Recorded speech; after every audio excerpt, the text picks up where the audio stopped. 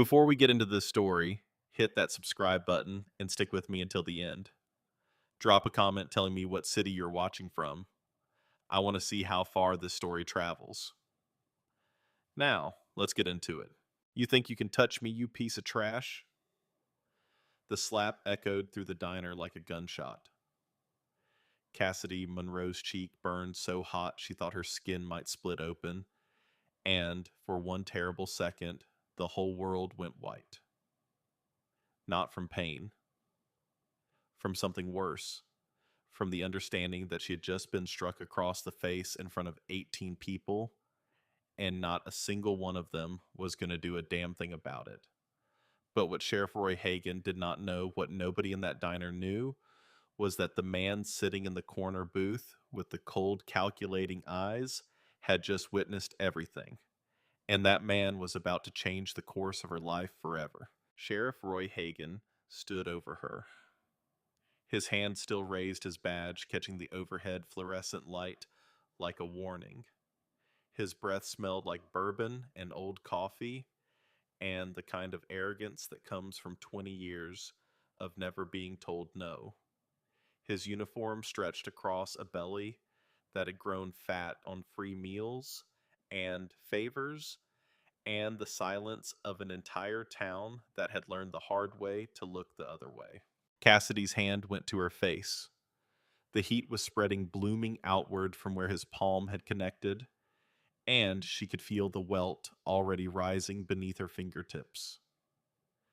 The coffee pot she had been holding lay shattered on the floor, brown liquid spreading across the cracked linoleum like something bleeding out. Truckers with their hands wrapped around mugs, a retired couple sharing a plate of eggs, two construction workers on their morning break. Marge behind the counter, frozen, her face drained of color. Every single person in that room found somewhere else to look. The ceiling, the table, the floor, anywhere except at the 23-year-old waitress standing in a puddle of broken glass with a handprint rising on her cheek, and tears she refused to let fall burning behind her eyes. But there was one man who did not look away. He sat in the corner booth, the one farthest from the door, farthest from the window, farthest from everything. He had been there for 20 minutes, maybe longer, nursing a cup of black coffee he had barely touched. His leather vest carried patches she could not read from across the room, and his hands had been folded on the table like a man who was either very patient or very dangerous. Maybe both. His eyes had been quiet the whole time, watching the diner with the alertness of someone who never sits with his back to a door. But now those eyes were not quiet. Now they were fixed on Sheriff Roy Hagan with a look that could strip paint off a wall. That was the moment everything changed.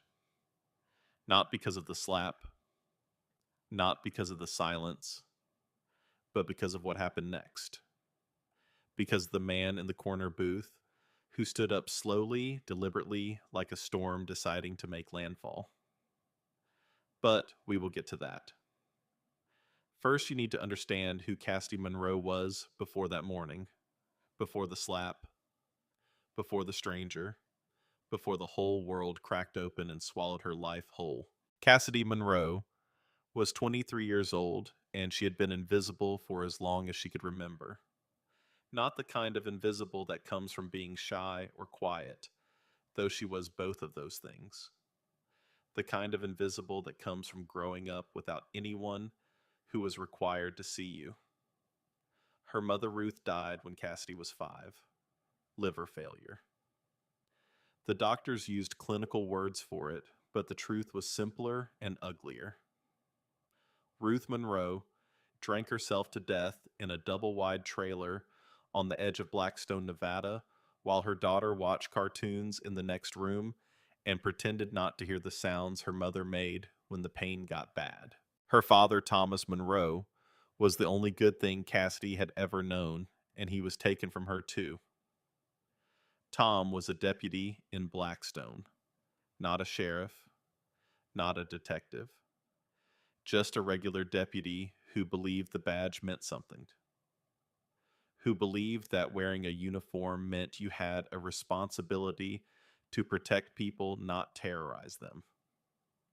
Tom Monroe kept a small leather notebook in his breast pocket, and in that notebook in handwriting so small you needed a magnifying glass to read it, he wrote down everything he saw, every bribe, every shakedown. Every time Sheriff Roy Hagan crossed a line that should never have been crossed, Tom Monroe was building a case. Quietly, carefully. The way honest men do when they are surrounded by dishonest ones. He died when Cassidy was 8. Car accident, the official report said. Lost control on a curve on Highway 93 coming back from a night shift. The car went off the road, rolled twice, and caught fire. Closed casket funeral. The whole town came, even Hagan, who stood in the front row and put his hand over his heart during the salute and told anyone who would listen that Tom Monroe was a fine man and a finer officer. Cassidy stood next to the casket in a black dress 2 sizes too big and held the hand of the only person in the world who still gave a damn about her. Marge Holloway, 68 years old now, owner of Marge's Diner for the past 30 years. Best friend of Tom Monroe, since they were kids growing up on the same dirt road outside of town. Marge had never married, never had children of her own, and when Tom died and left behind an 8-year-old girl with nobody, Marge did not hesitate. She took Cassidy in, gave her the small apartment above the diner, the one with the sloped ceiling and the window that stuck, and the radiator that clanked all winter like a drunk trying to find his keys. Marge fed her, clothed her, made sure she went to school, and when Cassidy turned 16 and said she wanted to work at the diner to help with expenses, Marge gave her an apron and taught her how to carry 4 plates at once without dropping a single one. Cassidy had been working at Marge's Diner ever since. 7 years. 7 years of pouring coffee and wiping down tables and smiling at people who did not smile back. 7 years of counting her tips every night on the edge of her bed, smoothing out the crumpled bills, stacking the coins by denomination, doing the math in her head. Rent, electric, phone, food. The numbers never quite added up.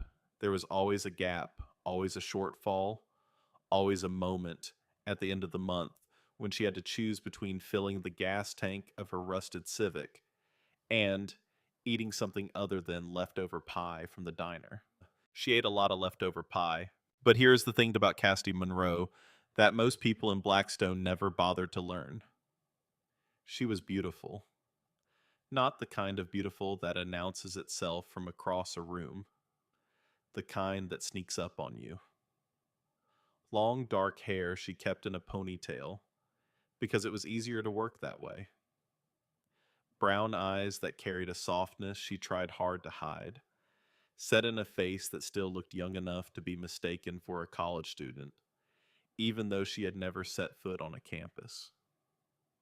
A mouth that curved into a natural, almost smile, even when she was exhausted, even when she was sad, even when she was counting coins on her bedspread at 1 in the morning and coming up short again. She was beautiful and she was invisible, and she had learned to live with both of those things because the alternative was to want something more.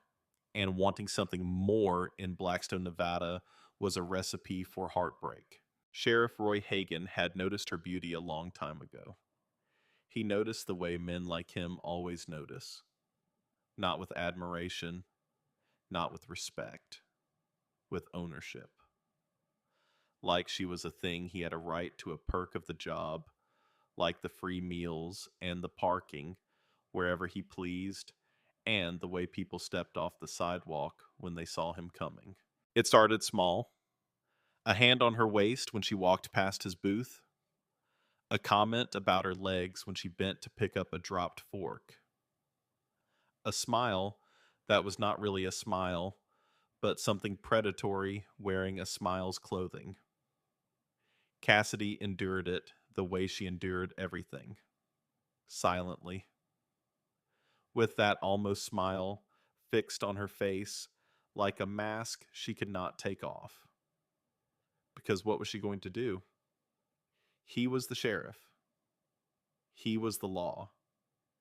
He was the man who decided who got parking tickets and who got warnings, who got help when they called 911, and who got told the deputies were busy. He was the man who had stood at her father's funeral with his hand over his heart. So she swallowed it, pushed it down into the same dark place where she kept her grief and her anger and her loneliness and all the other things she could not afford to feel. And she poured his coffee, and she said, "Yes, sir," and "No, sir," and she pretended his hand on her waist was nothing. His words about her body were nothing. His eyes following her across the diner were nothing. Until that morning. The morning the nothing became everything. The day had started like every other day. Alarm at 4:45. Shower in the tiny bathroom where the hot water lasted exactly 7 minutes. Uniform that was clean but faded, the pink bleached to something closer to white from too many washes. Name tag pinned crooked because the clasp had broken, and she kept meaning to fix it but never did. Hair up, shoes on the same black sneakers with the worn soles she had been wearing for 18 months because new shoes cost $40 and $40 was 4 shifts worth of tips. She was downstairs by 5:15.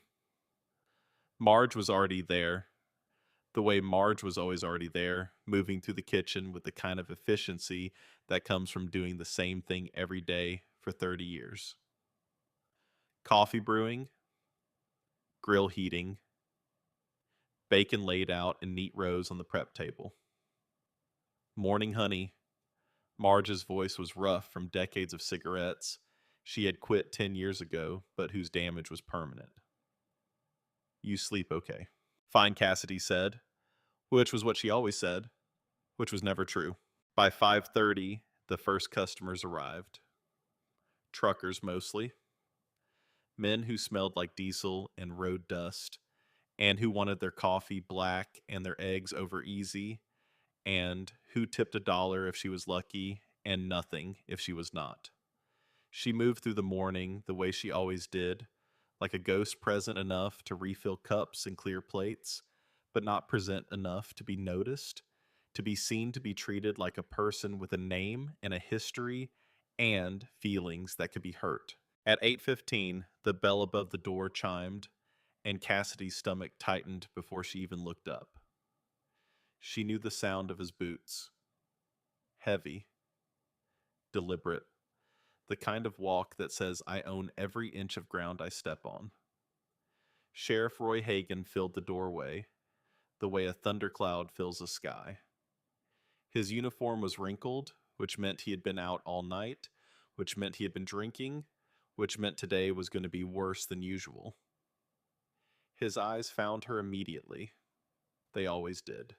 He walked to his usual booth, the one by the window, and sat down heavily, the vinyl groaning under his weight. Cassidy counted to 3 in her head, the way she always did, giving herself those 3 seconds to arrange her face into something neutral, something safe before she approached. "Morning, Sheriff?" "Coffee." He did not answer, just stared at her with those flat, bloodshot eyes. She poured anyway, the steam rising between them, and she was already turning to leave when his hand shot out and grabbed her wrist. The grip was hard, harder than usual. His fingers dug into the thin skin over the bones of her wrist, and she could feel her pulse hammering against his thumb. "Sit down. I am working, Sheriff. I have other tables. I said sit down. The diner had gone quiet. Not the gradual quiet of conversations dying out, but the instant total silence of everyone in the room simultaneously deciding to stop existing. She sat, not because she wanted to, because his hand was still on her wrist and his eyes were telling her things that his mouth had not said yet. And every instinct in her body, every lesson. 15 years of this town had taught her. Said do what he wants, and maybe it will be over faster. He leaned in close. His breath hit her face like a wall of sour heat. You think you are better than me, Cassidy? I see it in your face every time I come in here. That little look you get like serving me coffee is beneath you. I do not think that, Sheriff. Do not lie to me. You are just like your old man. Thought he was better than everyone, too. Look where that got him. The mention of her father was a knife. She felt it go in, felt it twist, felt the hot rush of something that might have been rage, or might have been grief, or might have been both. But she kept her face still, kept her voice even. Can I get you anything else, Sheriff? Yeah. He pulled her closer, his grip tightening until she could feel the bones grinding together under his fingers. You can stop acting like my money is not good enough. You can smile when I walk in. You can remember who keeps this town safe, who keeps this diner open, who decides whether the health inspector pays a visit next week or not. I understand, Sheriff. Do you? Because I do not think you do. I think you need a reminder. He let go of her wrist and she pulled back, rubbing the red marks his fingers had left. She stood up. She turned away, and then he said the thing that broke it. Why do you not come sit on my lap, sweetheart? Give these boys something worth looking at. The diner was absolutely silent. Even the ceiling fan seemed to stop. Even the coffee machine behind the counter went quiet. No, the word came out before she could stop it. Quiet. Simple. Absolute. A word she had never said to him before, not once in all the years of his hands and his comments and his eyes. What did you just say to me? She turned back to face him. Her heart was hammering so hard, she thought it might crack through her ribs, but her voice was steady. I said, no, Sheriff. I am not going to do that. I am not going. His open palm connected with her left cheek with enough force to snap her head sideways, and for a moment the world went white, and she tasted copper, and the coffee pot slipped from her fingers and shattered against the floor. The sound of breaking glass was the loudest thing in the world, and then the second loudest thing was the silence, and then the third loudest thing was her own breathing ragged and fast, and coming from somewhere deep in her chest, where she kept all the things she was not allowed to feel. You disrespect me again, and it will be worse than a slap. You understand me, girl? She could not speak, could not move. Her hand was pressed to her cheek, and the heat was spreading, and the tears were right there, right behind her eyes, but she would not let them fall. Would not give him that. I asked you a question. His hand moved toward her again, and she flinched.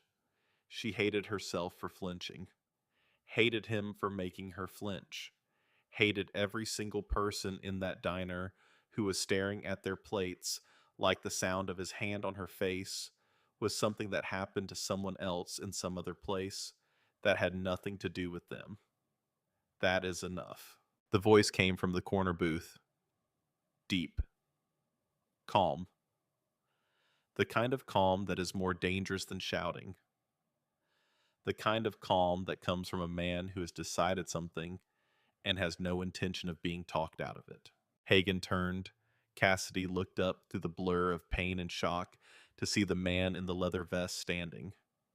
He was not particularly tall, maybe 5'11", but he moved with a controlled power that made the air around him feel compressed, like the space itself was making room for him.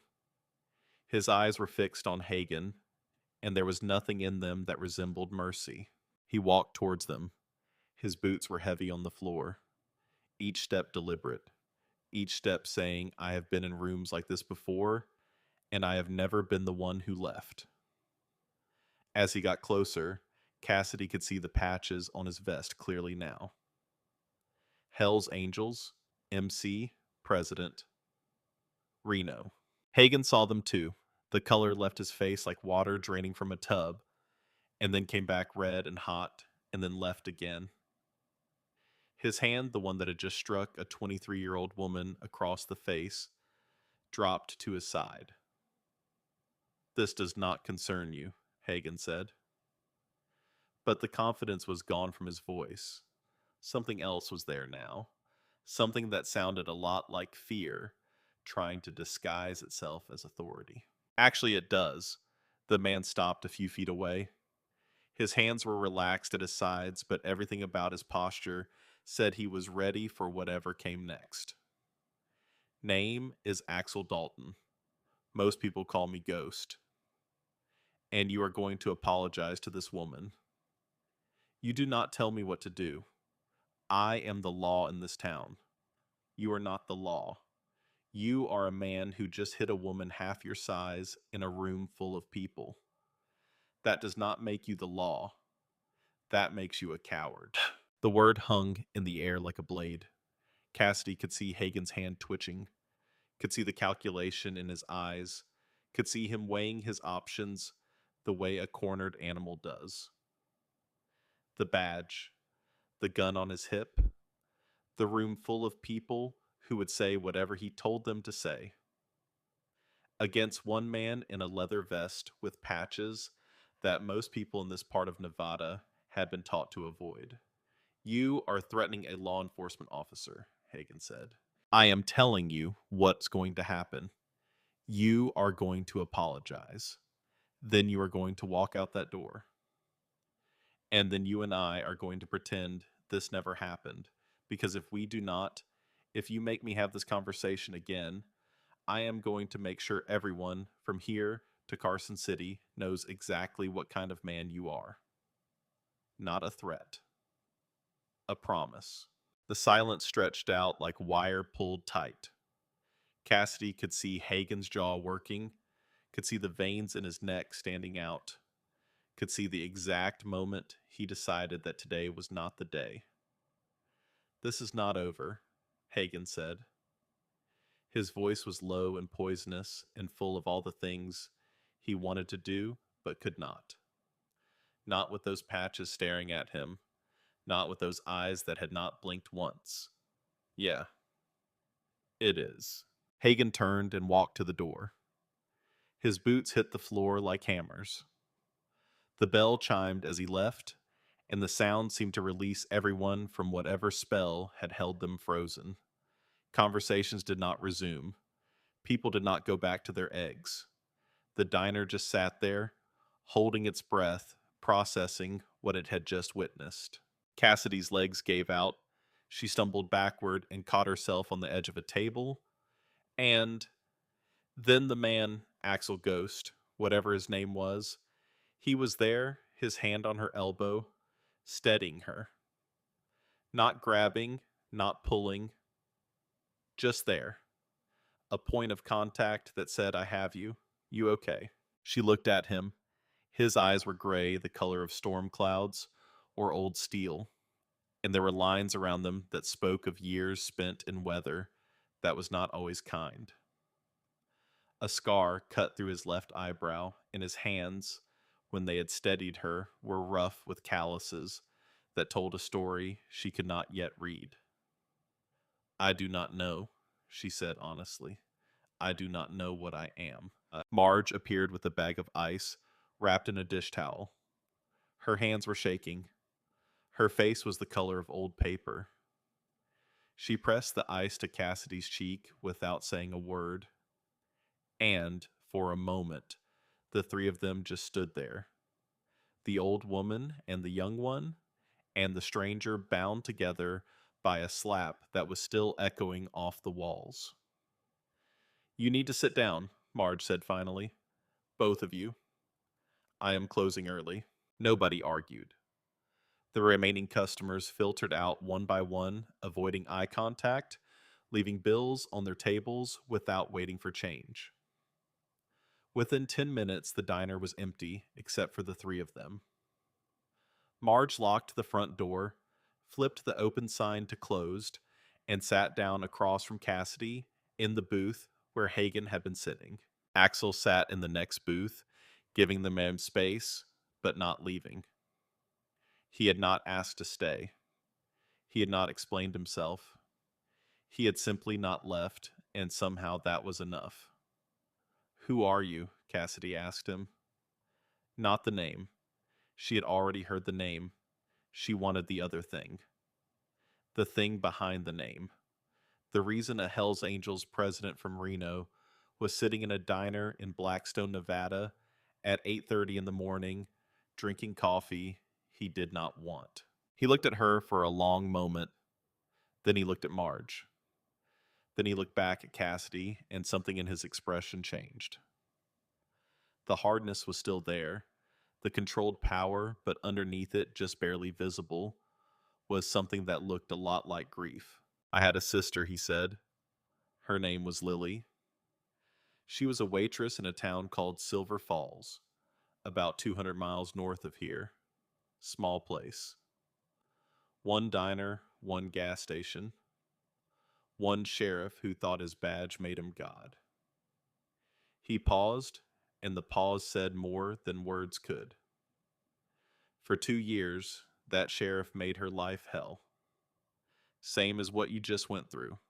Hands where they should not be. Words that leave marks you cannot see. The kind of fear that gets into your bones and stays there. What happened to her? She died. Car accident. That is what the report said. Lost control on a curve. Car rolled. Fire. Closed casket. He said it the way a man says something he has said so many times. The words have gone flat, emptied of everything except the facts. But the brake lines had been cut. I had a mechanic look at the wreck before they towed it. Someone had been under that car. Someone who knew what they were doing." Cassidy felt the ice slip from her hand. She caught it before it hit the floor. "The sheriff," she started. "Got a promotion 6 months later." Axel's jaw tightened. "That is when I started digging. Started looking at every sheriff, every deputy, every DA in this part of Nevada. Who is connected to who? Who protects who? Who covers for who? You would be amazed how many small towns in the state are run by men exactly like the one who just walked out that door." He leaned forward, his gray eyes holding hers. "I did not come to Blackstone by accident, Cassidy. I came because Roy Hagen's name kept coming up. Because a man named Marcus Vance, your district attorney, his name came up right next to it. Because there is a network in the state. Cops and prosecutors and politicians, and they protect each other the way a pack protects its own. I have been watching, building a case, waiting for the right moment." He looked at the broken coffee pot on the floor, at the ice in Cassidy's hand, at the red mark on her cheek. "I think the moment just found me." Marge had been quiet through all of this, but Cassidy could see her hands gripping the edge of the table so hard her knuckles were white. Her face had gone through several changes during Axel's story, from shock to recognition to something that looked very much like a door being opened after a long time locked shut. "Marge," Cassidy said. "What is it? What is wrong?" Marge looked at her, and her eyes were red, and her voice, when it came, was thick with 15 years of a secret she had been carrying like a stone around her neck. "Honey, there is something I need to tell you. About your daddy. About how he really died." The words landed in the diner like a stone, dropped into still water, and the ripples went out and out and out and touched everything. He was not just a deputy, was he? Cassidy whispered. No, baby. He was not just a deputy. He was the only honest cop in this county, and he was building a case against Hagen. Had been for almost 2 years. He kept a notebook, wrote everything down, every bribe, every shakedown, every dirty thing Hagen did. He gave copies to me for safekeeping. Told me if anything ever happened to him, to keep them hidden until the time was right. Cassidy felt the room tilt, felt the ground shift under her feet, the way it does when something you always suspected, but never dared to believe, is suddenly confirmed. His car accident, she said, was not an accident. Marge's voice cracked, but she kept going. I have known that for 15 years, Cassidy. 15 years of carrying that truth around like a tumor in my chest, of watching Hagen walk into this diner 3 times a week and smiling at him while knowing what he did. I kept quiet because I was afraid. Afraid for you. Afraid that if I spoke up, they would come for you too. You knew, Cassidy said, and the word was not an accusation. It was something worse. It was the sound of understanding, the sound of a daughter realizing that her entire life had been built on a lie that someone she trusted had chosen to tell. I knew. And I've hated myself every single day for not being brave enough to do something about it. The diner was so quiet that Cassidy could hear the clock on the wall ticking, could hear the ice melting in the towel, could hear her own heartbeat fast and heavy, pushing blood through a body that suddenly felt like it belonged to someone else. Axel spoke then, and his voice was gentle, not soft. There is a difference. Gentle means choosing to be quiet when you could be loud. Soft means you do not have a choice. Your father sounds like he was a good man, he said. A man who tried to do the right thing in a place that punished people for doing the right thing. The question is, what are you going to do about it? What can I do? Cassidy said. He is the sheriff. Vance is the DA. They run this town. They have run this town for 20 years. Who is going to believe a waitress over a sheriff? I believe you, Axel said. And I have resources, connections. A lawyer who has made a career out of taking down men exactly like Hagen. His name is David Mercer, out of Sacramento. He is very good at what he does, and he owes me a favor. Cassidy looked at him, this stranger who had walked into her life an hour ago and turned it upside down, who had stood between her and a man with a gun and a badge, who had a dead sister and gray eyes and a scar through his eyebrow and a calm that was more dangerous than any violence she had ever seen. Why, she asked, why would you do this? You do not know me? Because I knew someone like you. Because I was not there when she needed me. Because every time I see a man like Hagen, I see the man who killed my sister. And every time I see a woman like you, I see Lily. And I am done watching. He said it simply, like it was the most obvious thing in the world. Like helping a stranger was not extraordinary, but essential. Like it was the least a person could do, and he was tired of people doing less. Cassidy pressed the ice to her cheek. The cold bit through the burning. She could still feel the shape of Hagen's hand on her skin, could still hear the sound it made when it connected, could still see all those faces looking away. Okay, she said. Okay. Tell me what I need to do. You need to write down everything. Everything Hagen said, everything he did, every time he touched you, every time he threatened you. Dates, if you can remember them.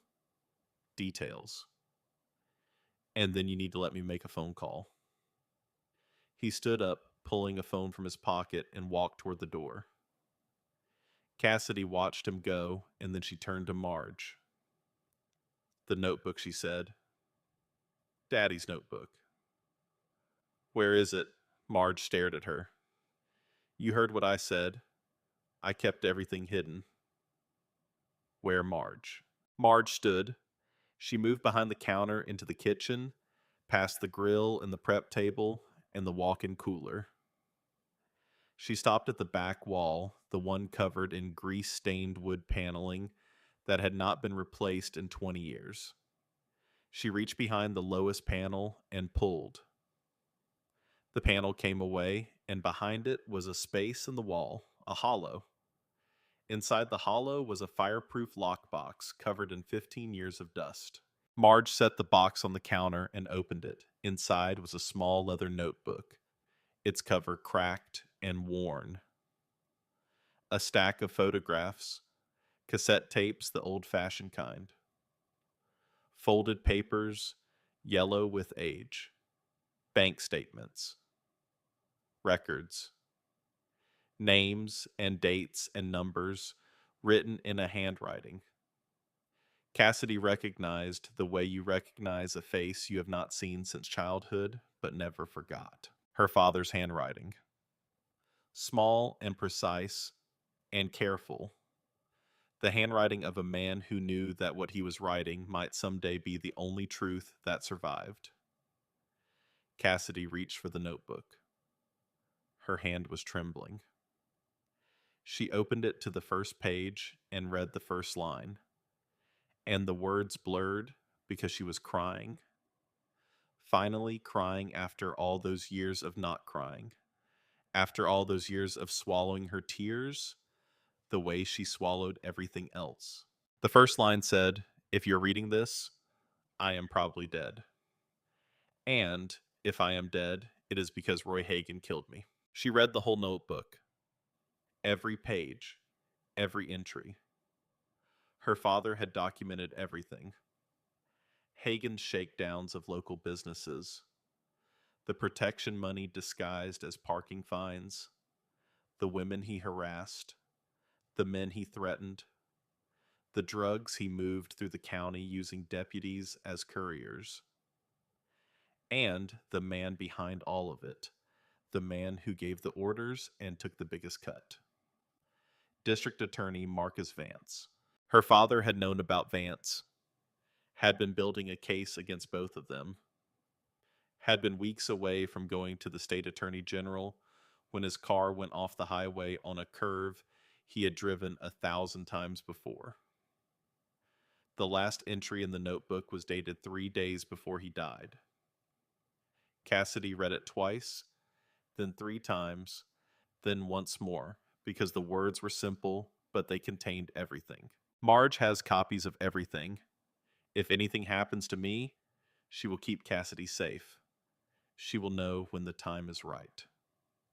My daughter is 8 years old, and she is the bravest person I have ever known, even though she does not know it yet. Someday she will be old enough to understand what her daddy tried to do and why he failed, and I hope she will not be angry with me for leaving her. I hope she will know that everything I did because this town deserves better. She deserves better.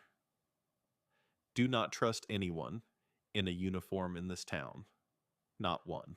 Cassidy closed the notebook. She sat there for a long time in the kitchen of the diner where she had grown up, where she had worked and slept and eaten leftover pie and counted her tips and been invisible for 7 years, holding her dead father's words in her hands. Then she wiped her eyes, set the notebook down, and looked at Marge. You said you kept everything for 15 years. You said you were waiting for the right time. Marge nodded. Her eyes were streaming. The right time is now, Cassidy said. The night came fast and hard. Nevada desert nights do that. One minute the sky is gold and red, and the next it is black, absolute, like someone pulled a curtain across the world. Cassidy sat in her small apartment above the diner, writing her statement, her hand cramping, as she tried to capture every detail. Not just today. Every day. Every time Hagen's hand found her waist, every comment about her body, every threat disguised as a joke. 7 years of it, all of it pouring out of her onto the paper until her hand was shaking and her head was pounding and the pages were wet with tears she did not bother to wipe away. Axel had made his call. David Mercer, the lawyer, was driving down from Sacramento. He would be there by morning. In the meantime, Axel had made other calls. 6 of them. Short-clipped urgent. Cassidy could hear him through the floor of her apartment pacing the diner. Below his voice, a low rumble she could not quite make out. By 9 o'clock, the first motorcycle arrived. Then another. Then 4 more. 6 men, all in leather, all wearing patches, all with faces that looked like they had been carved from the same hard stone. They parked their bikes in the lot and spread out 2 at the front door, 2 at the back, 2 walking the perimeter. Silent, watchful, like wolves settling around a den. Cassidy came downstairs. She stood in the doorway of the kitchen, looking at these men who had come because another man had asked them to, because a woman they had never met needed protecting. Who are they? She asked Axel. Family, he said. And he did not mean by blood. She went back upstairs, tried to sleep. Could not. Every time she closed her eyes, she saw Hagen's face, felt. His hand heard the sound of the slap echoing off the diner walls. So she lay there in the dark, listening to the low rumble of motorcycle engines idling in the parking lot below. And she thought about her father, about his notebook, about the fact that he had tried to do the right thing and died for it. And she thought about what Axel had said. What are you going to do about it? She was still thinking about it when the headlights appeared. It was just past midnight. 3 vehicles, sheriff's department cruisers, their light bars dark rolling into the lot with their headlights cutting through the desert blackness. They stopped in a line, engines running, and for a moment, nothing happened.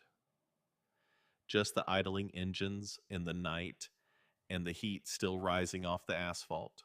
Then the doors opened and 6 deputies got out. Not Hagen, his men. Hands on their weapons, faces hard. The lead deputy, a man Cassidy recognized as Wayne Pollard Hagen's second in command, approached the front door. He stopped when he saw the 2 bikers standing on either side of it. Their arms were crossed. Their expressions were not inviting. "We have a warrant to search these premises," Pollard said. His voice carried the authority of a man who was used to being obeyed, but there was something underneath it. Something that said he had not expected to find 6 leather-clad strangers standing between him and his objective. Axel stepped out from inside the diner. He had his phone in his hand, and its screen was glowing in the darkness. "Let me see the warrant. I do not have to show you anything." "Actually, you do. 4th Amendment. But I suspect you already know that, which is why you do not actually have a warrant, do you? You have an order from a sheriff who is angry because somebody finally stood up to him, and you are here to intimidate a 23-year-old waitress into keeping her mouth shut." Pollard's face tightened. "You are interfering with law enforcement." "No, I am recording law enforcement." Axel held up his phone. 6 officers. No warrant, midnight visit to the home of a woman your boss assaulted 12 hours ago.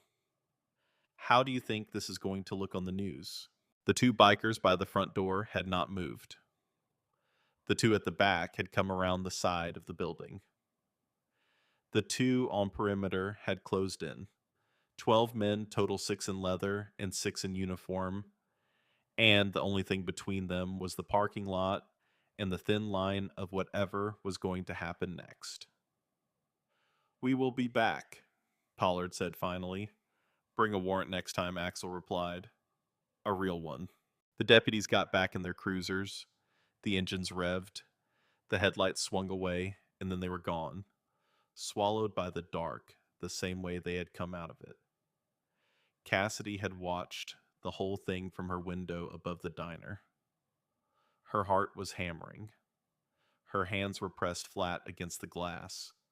She could see her reflection in it, a pale outline in a dark room, and behind her reflection, the desert vast and black and indifferent. She went to the box Marge had given her, opened it again, took out her father's notebook, and held it against her chest. I am not going to let them bury this, she whispered to the empty room. Not again. Not this time. Then she heard a sound. Footsteps on the stairs. A knock at her door. Soft. 3 taps. Cassidy Marge's voice came through the wood. It was hoarse, trembling, but there was something in it, a resolve that Cassidy had never heard before. Open the door, honey. I need to show you something else. Cassidy opened the door.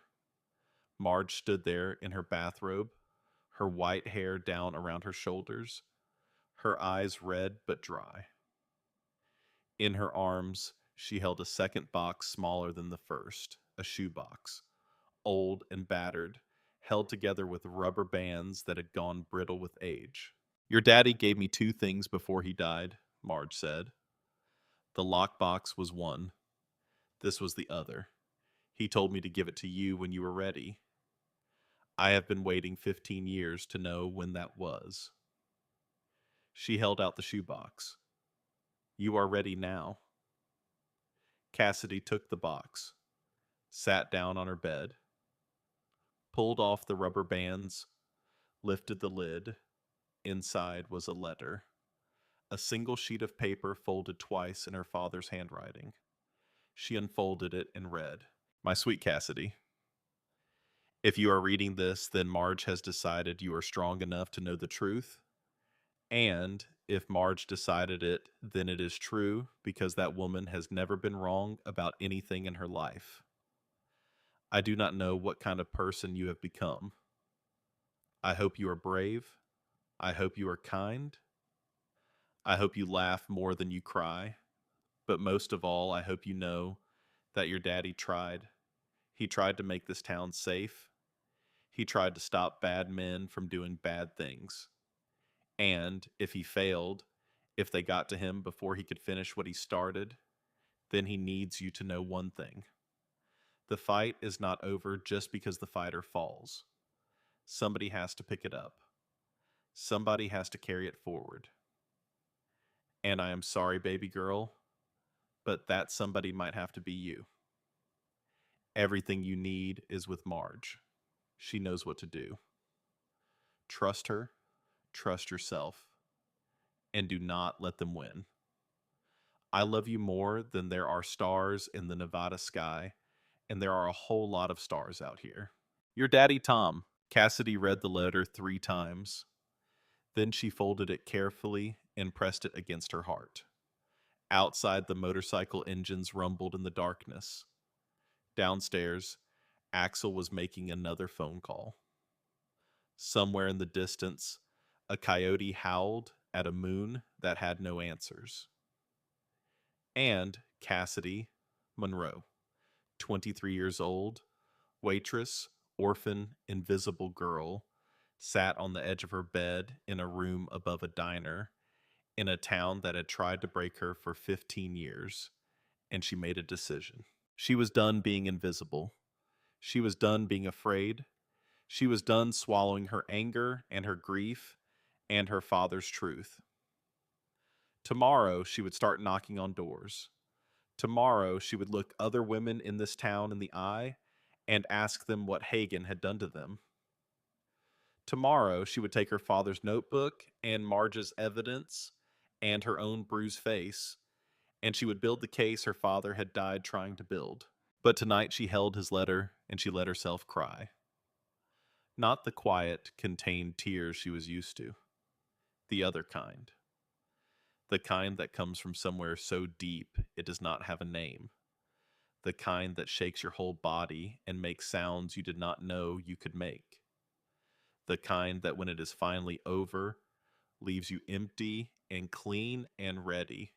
She cried until there was nothing left. And then she dried her face.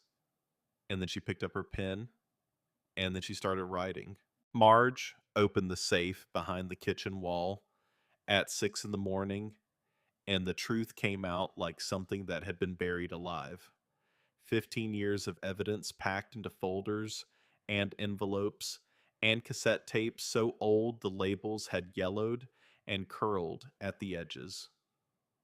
Photographs, bank statements, handwritten logs in Tom Monroe's careful, precise script, copies of documents that should have been in the county clerk's office but had mysteriously disappeared years ago, and recordings, dozens of them made on a handheld tape recorder that Tom had carried in his breast pocket every shift for 2 years, capturing conversations that the men having them never knew were being preserved.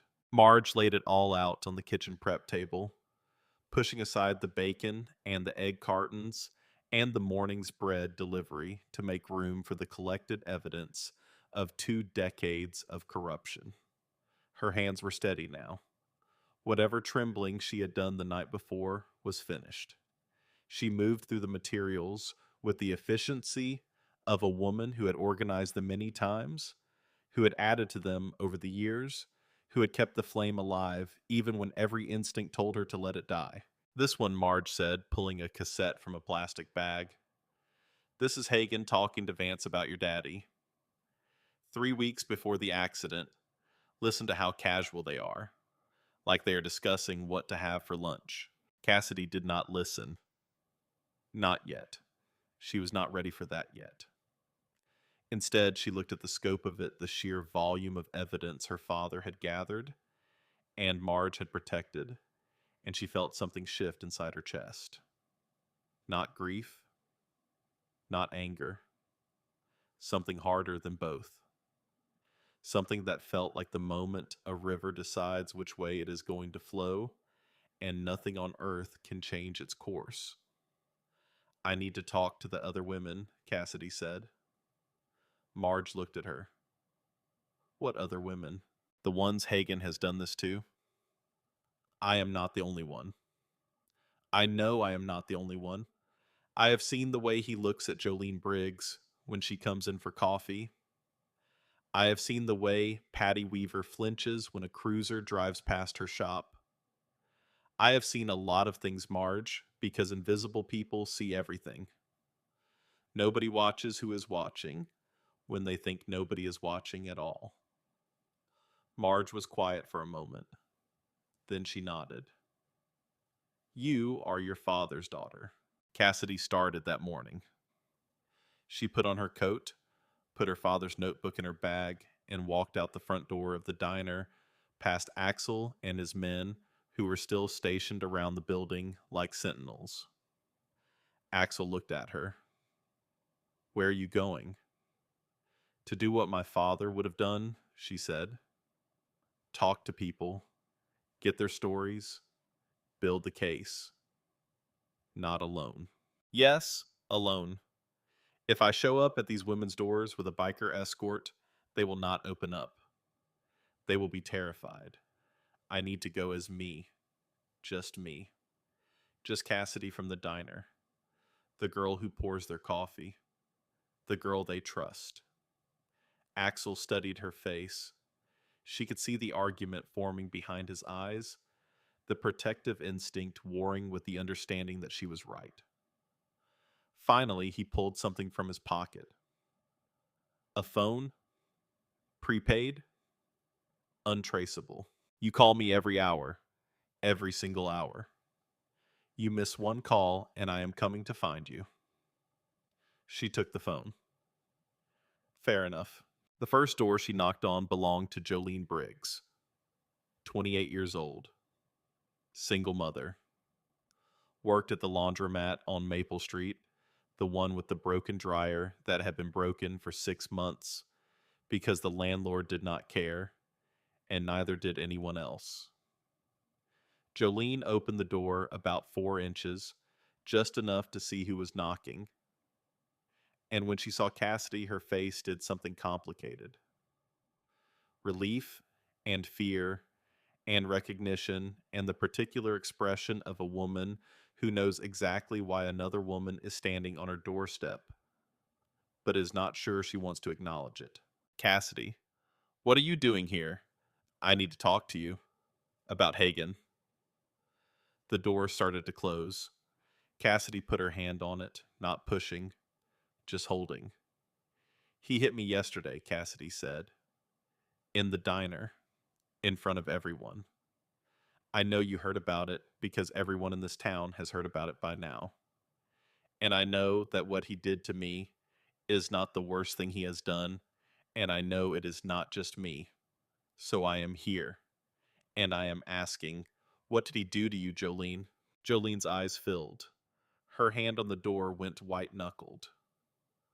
For a long moment, neither of them moved, and Cassidy could hear a television playing somewhere inside the house, cartoons bright and loud and oblivious. Then Jolene opened the door all the way. Come in, she said, but close it fast. I do not want anyone seeing you here. They sat at Jolene's kitchen table, which was covered in crayon drawings and cereal crumbs, and the organized chaos of a woman raising a child alone on $13 an hour. Jolene made coffee with hands that would not stop shaking, and then she talked. She talked for 45 minutes, and what she said made Cassidy's blood go cold. It was not just the harassment. It was not just the hands and the comments and the way Hagen looked at her when she walked to her car after her shift. It was the money. Every business in Blackstone paid Hagen. Not officially. There were no invoices, no receipts, no paper trail. Just cash and envelopes delivered to the sheriff's office on the first of every month. If you paid, you were left alone. If you did not pay, things happened. Health inspections that found violations that did not exist. Building code citations for problems that had never been problems before. A patrol car parked outside your business all day, every day, scaring away customers. Jolene had copies. She had been keeping them for 2 years, hidden in a shoebox under her daughter's bed, because she knew someday she might need proof, and because the woman who ran the laundromat before her had told Jolene on her last day in a whisper that she was leaving town because Hagen had made it impossible to stay, and that Jolene should keep records of everything because someday someone might be brave enough to do something about it. Jolene handed Cassidy the shoebox. Invoices. Receipts. Bank withdrawals that corresponded exactly to the dates payments were made. 2 years of meticulous documentation by a woman who could barely afford groceries, but who had the foresight and the courage to keep a paper trail. I never thought anyone would actually come asking, Jolene said. Her voice was barely above a whisper. I thought we were all just going to keep pretending until we died or moved away, or he got bored with us. Which he never does. He never gets bored. You are not pretending anymore, Cassidy said. Neither am I. The second door belonged to Patty Weaver, 51 years old. Owned the flower shop on Main Street. Patty did not open the door at all. She spoke through it, her voice muffled by wood and fear. Go away, Cassidy. I know why you are here, and I cannot help you. He threatened you, Cassidy said to the closed door. He threatened my son. My son lives in Reno. He has a family, 2 kids. Hagen said if I ever talked, my son would have problems. The kind of problems that follow you around, the kind that show up on background checks, and job applications and never go away. Patty, that is exactly why we need to stop him, because he will keep doing this. He will keep using your son and Jolene's daughter and everyone else's family as leverage until somebody stands up and says enough. Silence on the other side of the door, then the sound of a deadbolt turning. The door opened. Patty Weaver looked like she had not slept in years. Her eyes were sunken, her face drawn. Her hands twisted together in front of her, like she was trying to hold herself in one piece. "If I talk," she said, "and something happens to my son, I will make sure nothing happens to your son." How? How can you promise that? You are a waitress. Because I am not alone anymore, and neither are you. Patty talked. Her story was different from Jolene's, but the same in all the ways that mattered. The same hands, the same threats, the same suffocating certainty that nothing would ever change because the man doing the damage was the man responsible for preventing it. The third door, the fourth, the fifth. Each one harder than the last. Each one a different woman with a different story and the same villain. By the end of the day, Cassidy had 5 women. 5 statements, 5 stories that taken individually could be dismissed as rumor or exaggeration or the complaints of disgruntled citizens. But taken together, laid side by side like pieces of a puzzle, they formed a picture so clear and so damning that even the most skeptical jury in Nevada would have to look at it and see the truth. She called Axel every hour as promised. Each time she heard the relief in his voice, masked by gruffness, and each time she felt a small surge of gratitude for this man who had walked into her life 24 hours ago and refused to leave. David Mercer arrived at 7 that evening. He drove a black sedan that was too clean for Blackstone's dusty roads, and he wore a suit that probably cost more than Cassidy made in 3 months. But his handshake was firm, and his eyes were kind. And when he sat down at the diner's counter and looked at the evidence spread across it, his expression went from professional interest to something close to awe. "How long have you had all of this?" he asked Marge. 15 years. "And you never went to anyone?" "Who was I going to go to?" "The sheriff, the DA, the state police who play golf with the DA every other weekend. There is no one in this county who is not connected to Hagen or Vance or both." Marge's voice was flat. "I kept it because Tom asked me to. Because I promised him. Because I thought someday someone would come along who was brave enough and angry enough to use it." She looked at Cassidy. "Took 15 years, but here she is." Mercer spent 3 hours going through the evidence. He took notes. He made phone calls. He asked questions that made Cassidy relive things she would have preferred to forget. But she answered every one, because every question was a brick in the wall they were building. And that wall needed to be high enough and thick enough to withstand whatever Hagen and Vance threw at it. At 10 o'clock, Mercer looked up from the last folder and said 3 words that changed the trajectory of everything. "This is enough." Enough for what Cassidy asked. Enough for a press conference. Enough to go public. You have the victim statements, the financial records, the recordings, the photographs, and your father's notebook, which is essentially a sworn testimony from a dead man. If we present this correctly, if we frame it the right way, this will not just be local news. This will be national. "Is that what we want?" Marge asked. "National." "That is exactly what we want," Mercer said. "Because national means the FBI. National means federal jurisdiction. National means Hagen and Vance cannot control the investigation. the way they control everything else in this county.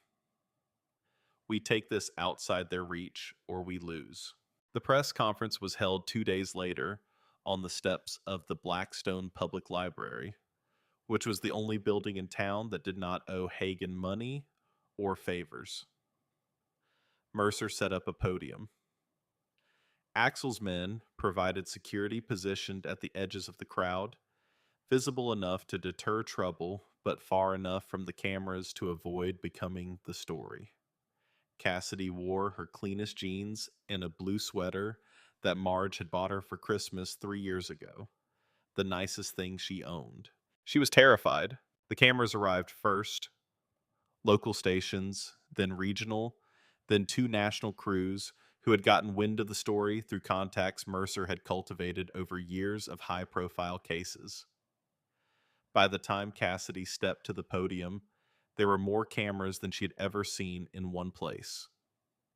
More microphones, more faces she did not recognize, and behind them, standing at the edge of the crowd, Sheriff Roy Hagen himself, flanked by two deputies watching with an expression that was trying to be contemptuous, but was failing, because underneath the contempt was something Cassidy had never seen on his face before. Fear.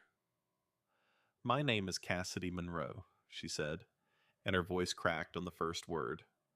She cleared her throat. "Started again.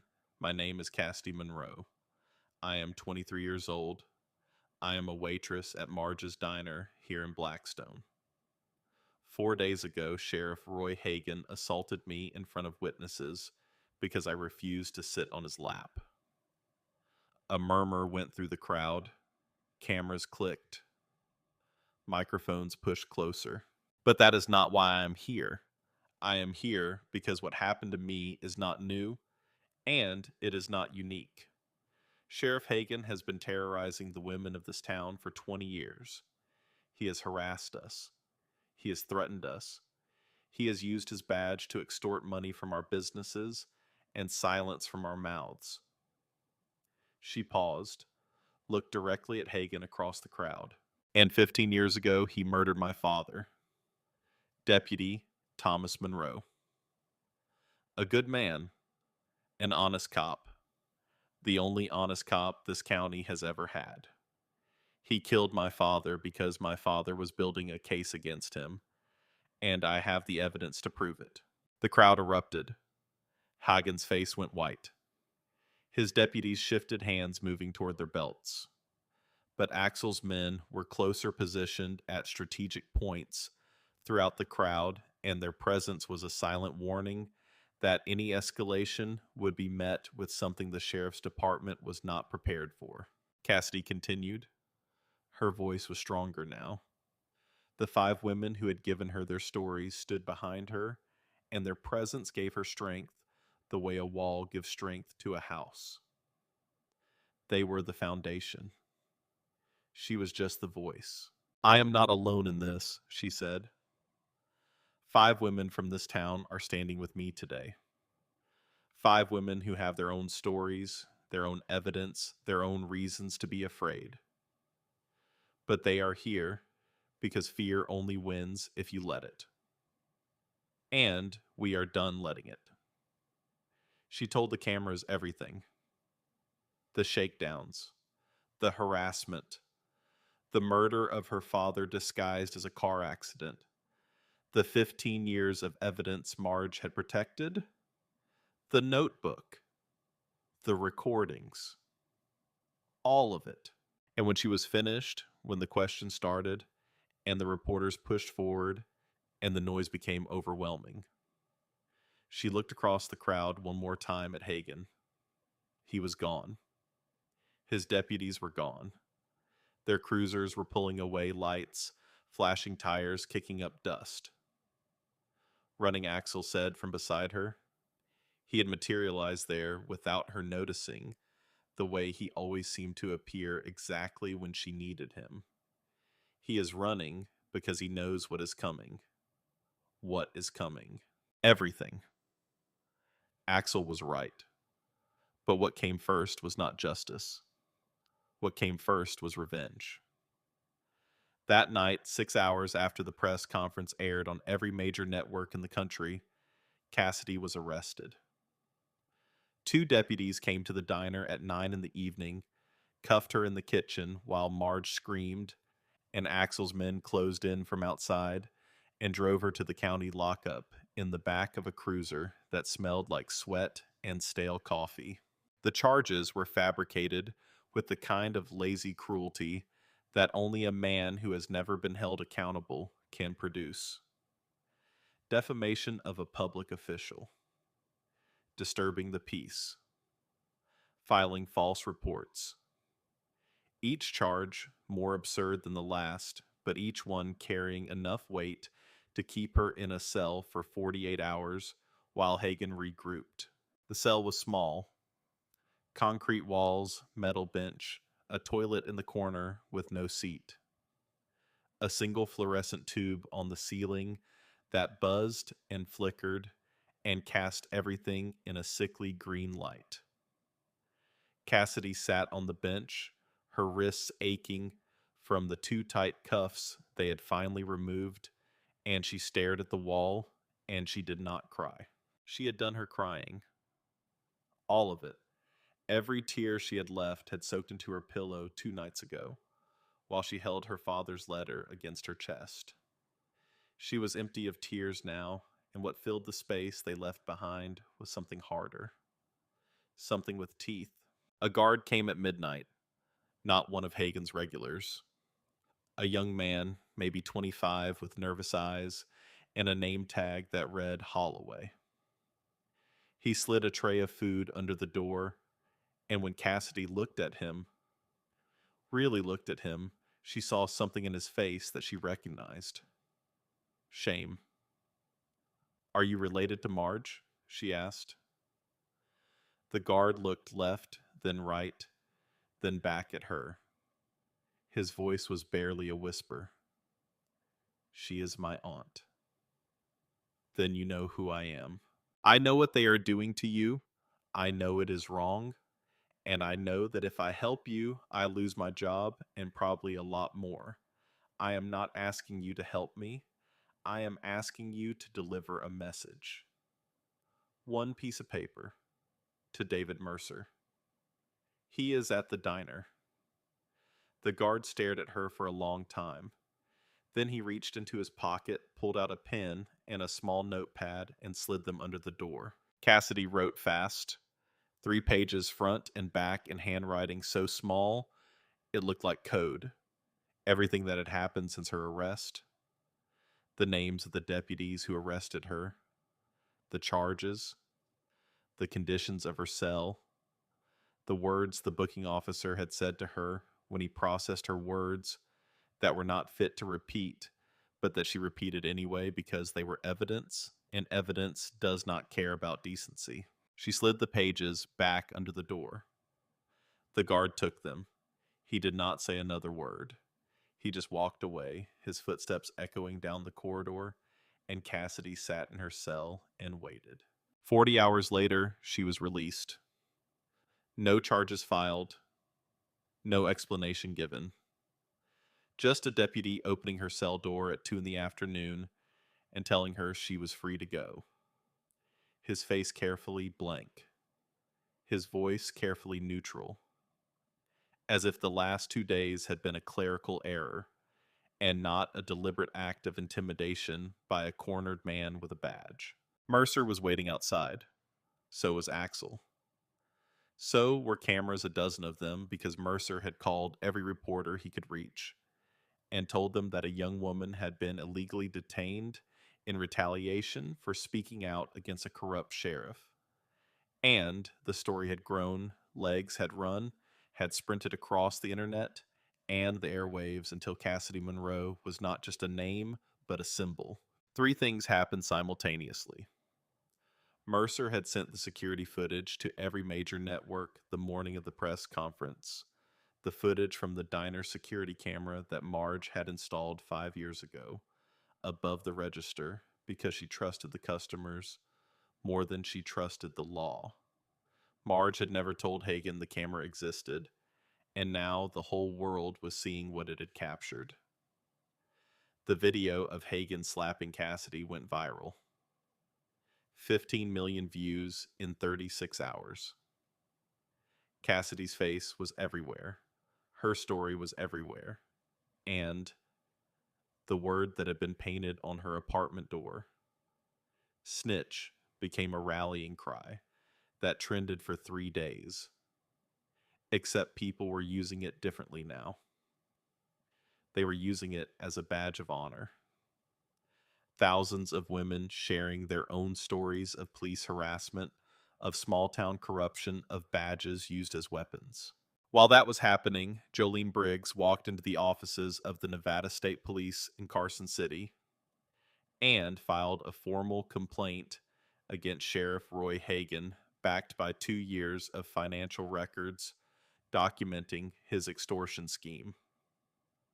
When the state police investigator asked why she had waited so long, Jolene said 4 words that ended up on the front page of every newspaper in Nevada. Because Cassidy went first.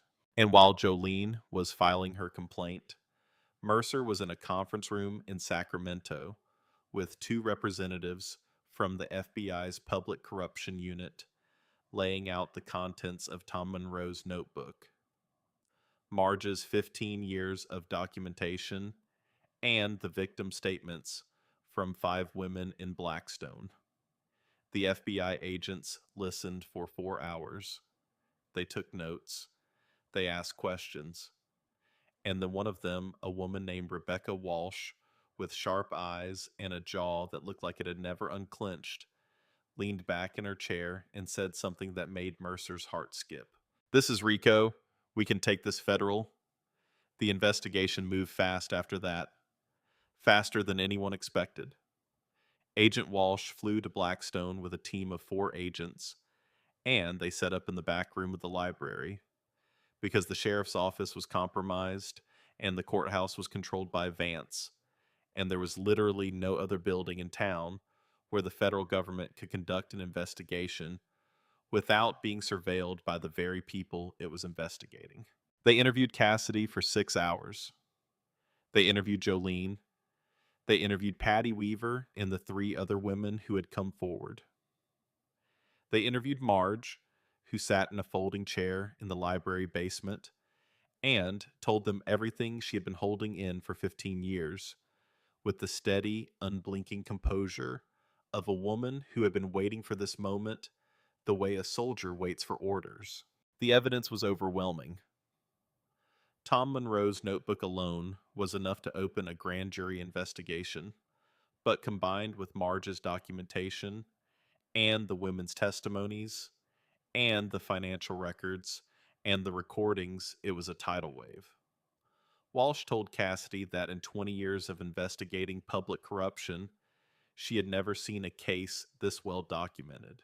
"Your father was meticulous," Walsh said. "He gathered evidence with the discipline of a trained investigator, not just a county deputy." And the woman who kept it all safe for 15 years, she looked at Marge. She is the reason this case is going to win. But Hagen was not done fighting. The night Walsh's team arrived and Blackstone Cassidy's apartment was vandalized. Someone broke every window, slashed the tires of her car, painted a slur across the front door of the diner in letters 2 feet high. Marge found it at 5 in the morning when she came down to start the coffee.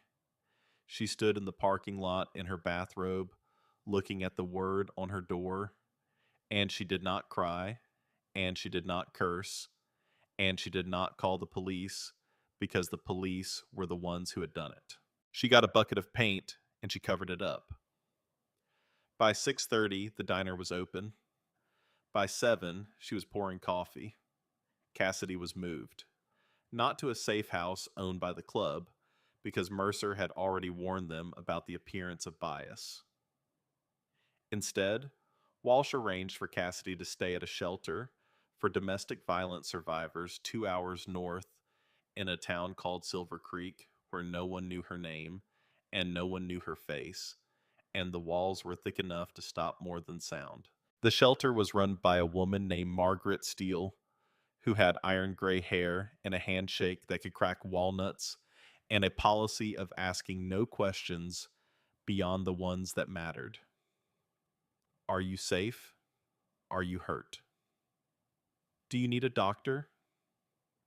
I am fine, Cassidy said. Nobody who ends up here is fine, Margaret said. But that is okay. Fine is not a prerequisite. There were 9 other women at the shelter. 9 women with 9 different stories that were all the same story told in different keys. Husbands who used fists, boyfriends who used words, fathers who used silence. One woman, Lisa Boone, 32 years old, had been there for 4 months. Her ex-husband had been a firefighter in Henderson, a community hero, a man everyone loved, and he had broken her collarbone twice and cracked 3 of her ribs, and told her every single day that no one would believe her if she talked.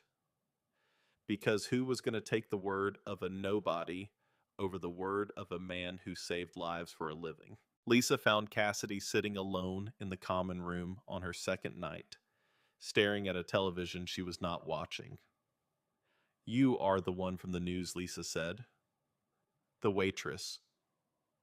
That is me. You are brave. I do not feel brave. I feel like I am going to throw up most of the time. That is what brave feels like. Lisa sat down next to her. My ex used to tell me I was too weak to leave, too stupid to survive on my own. Told me every day for 6 years until I believed him, until I thought weak and stupid was all I was. But here I am, 4 months clean of him, still breathing, still fighting, still here. How do you keep going? I think about the next woman. Lisa's voice was quiet but fierce. The one he will find after me, the one he will break after me. And I think if I can stand up, if I can say his name out loud, if I can look a judge in the eye and tell the truth, maybe that next woman will not have to go through what I went through. Maybe she will see me and think if she can do it, then so can I. Cassidy looked at her, really looked at her, and she saw something she had not expected to see. Herself. Not the surface details, not the hair or the eyes or the age, but the thing underneath. The thing that keeps burning after everything that can burn has been burned away. Lisa, she said, when I testify, will you be there? In the front row.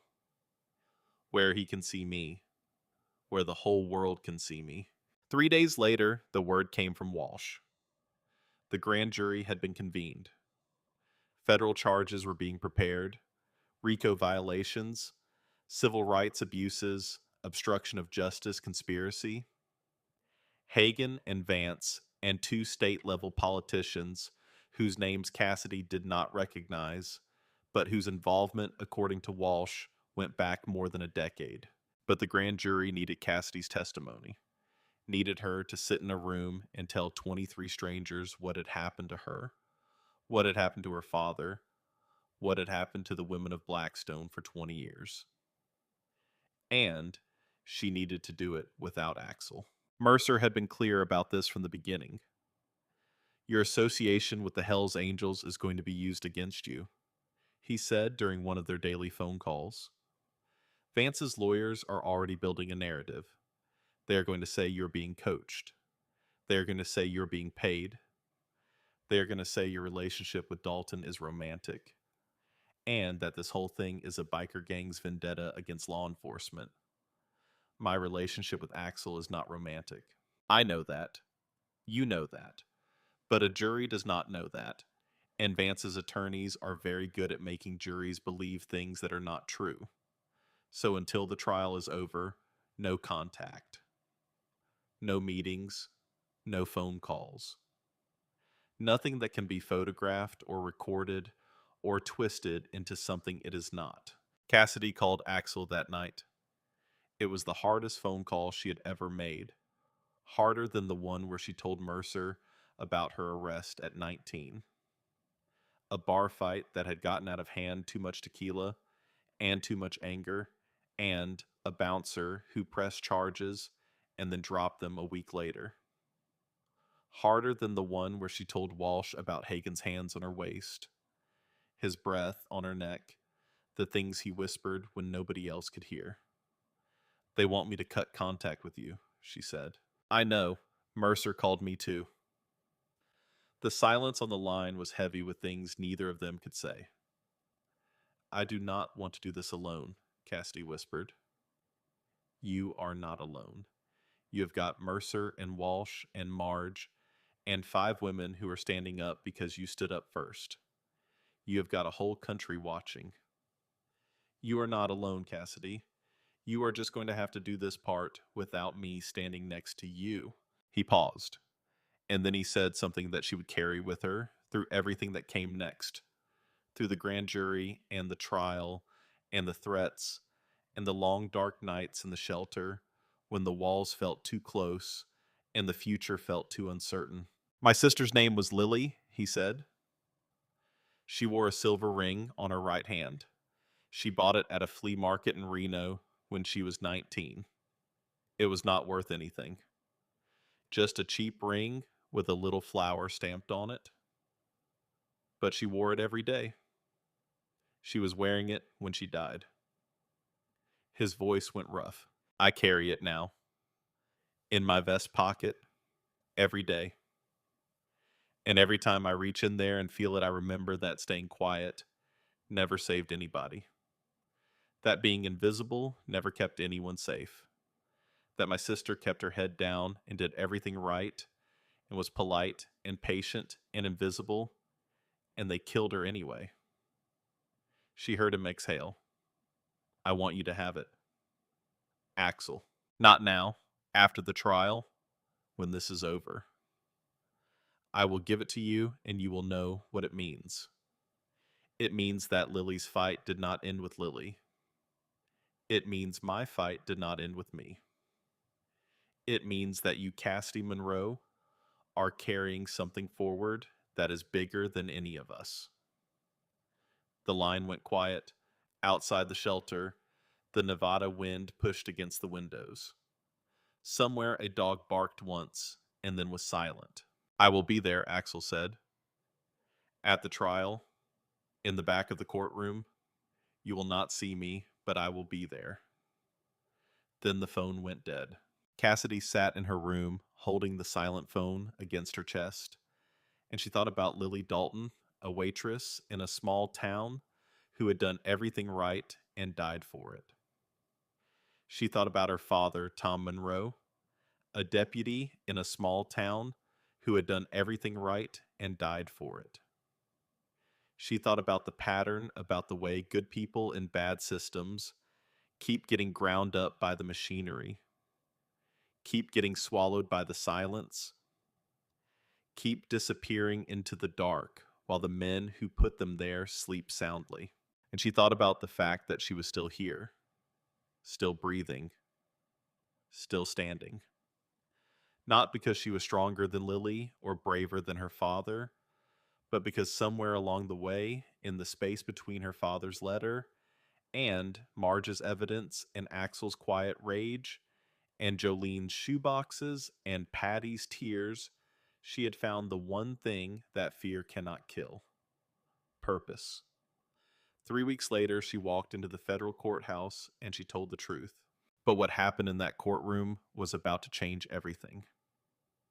Because the men who built their empire on silence were about to discover what happens when the silence breaks. And it breaks hard. 2 days before the grand jury testimony, Walsh called with news that turned Cassidy's blood to ice. We intercepted a threat against you, a credible one. A man was arrested outside the shelter last night. He had a handgun, 200 rounds of ammunition, and a note in his wallet with your physical description and daily routine written on it. The note was unsigned, but at the bottom, in handwriting, we are currently analyzing were two words. V pays double. V. Cassidy said, Vance. We believe so. We are working to confirm. But Cassidy, I need you to understand what this means. This is not a drunk leaving angry voicemails. This is an organized attempt on your life. The man we arrested has connections to people Vance has used before. This is real. This is serious. And this is why I am asking you one more time. Are you sure you want to testify? Cassidy stood at the window of her room in the shelter. The sun was going down behind the mountains, turning the sky the color of a bruise, purple and gold and red, the kind of sunset that Nevada does better than anywhere else on Earth. She could see the road from here, the long straight line of asphalt cutting through the desert, disappearing into the distance. She could run.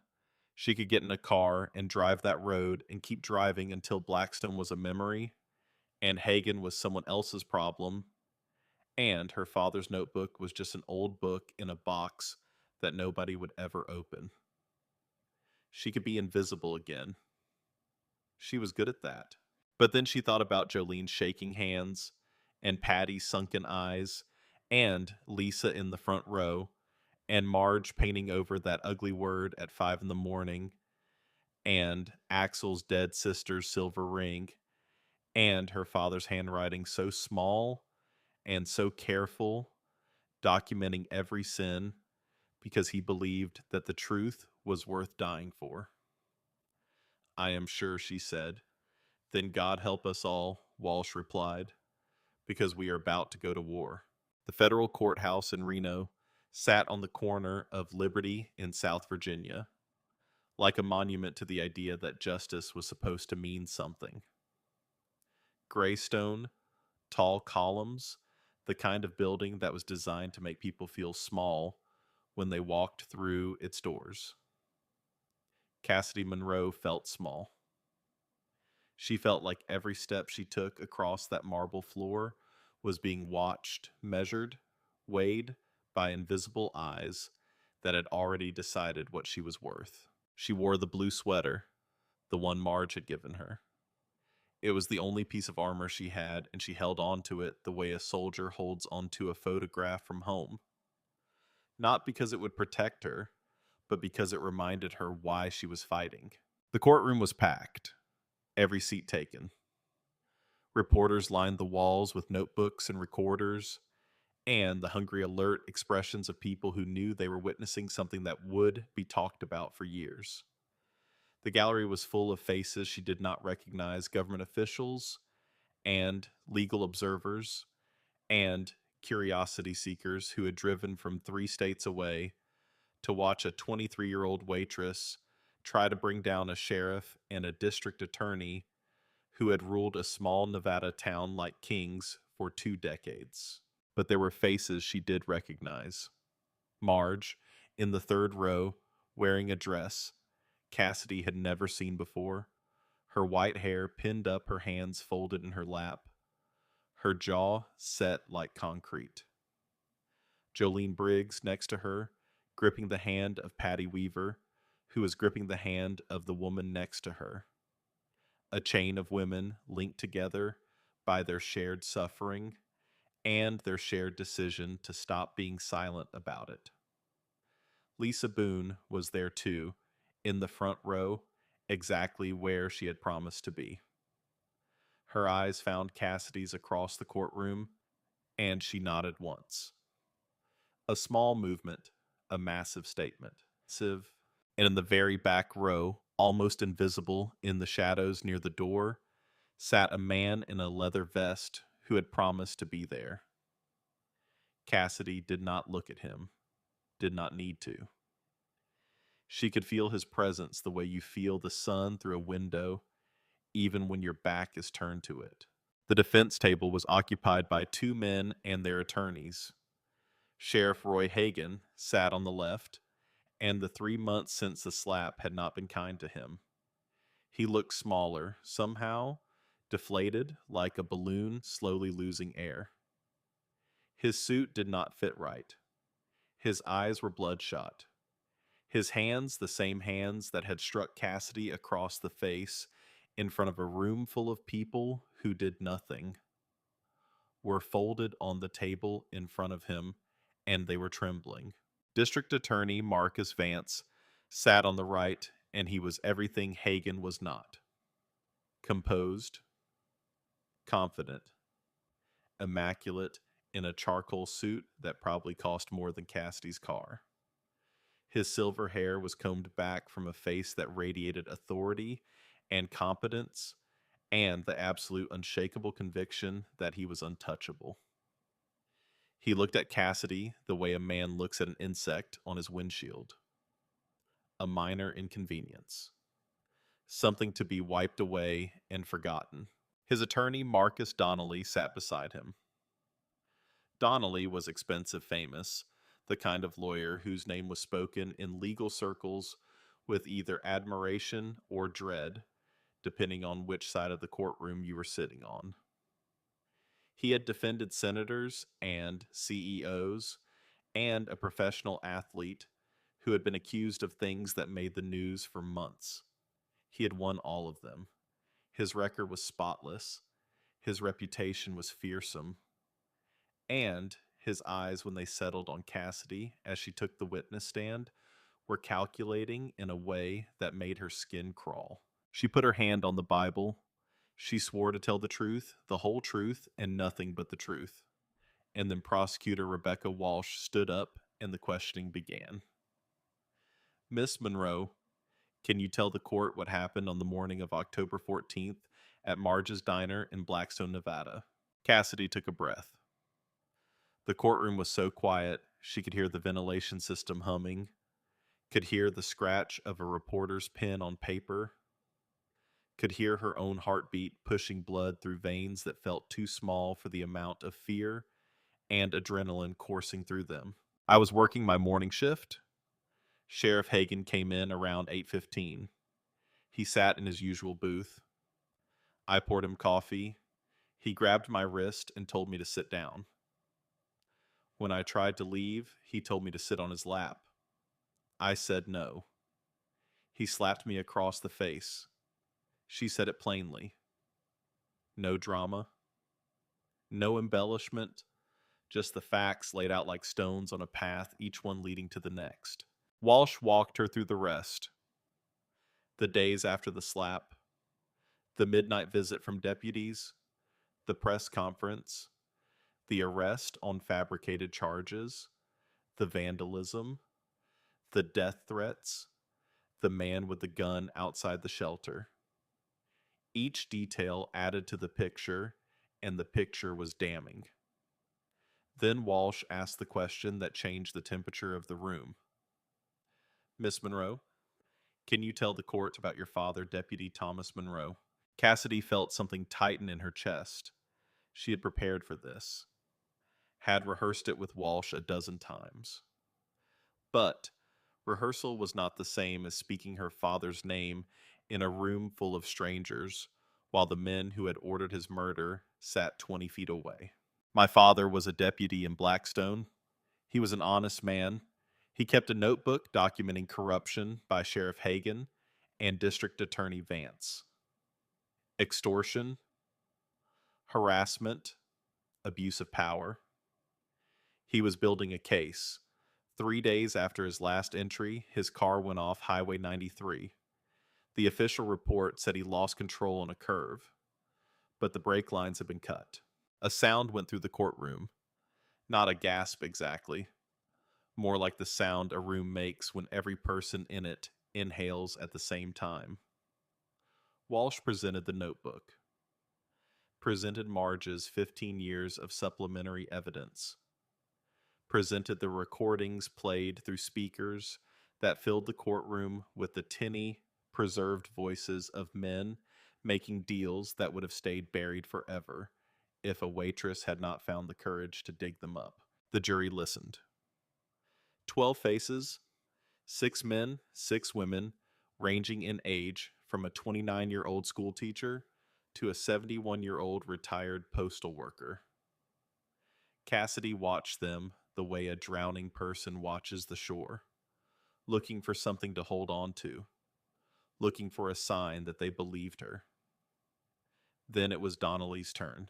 He stood slowly, buttoned his jacket, walked toward the witness stand with the unhurried confidence of a man who had done this 1,000 times and won every single one. Miss Monroe, you have quite a story. It is not a story, it is the truth. Of course, the truth. Donnelly smiled, and the smile was worse than a frown because it said, I am about to take you apart, and we both know it. Let us talk about the truth. You were arrested in 2019 for assault. Is that correct? It was a bar fight. I was 19. I had too much to drink, and I pushed someone. The charges were dropped. So you have a history of physical altercation. I made a mistake when I was 19. One mistake. 6 years ago? One mistake that you are aware of. Donnelly glanced at the jury.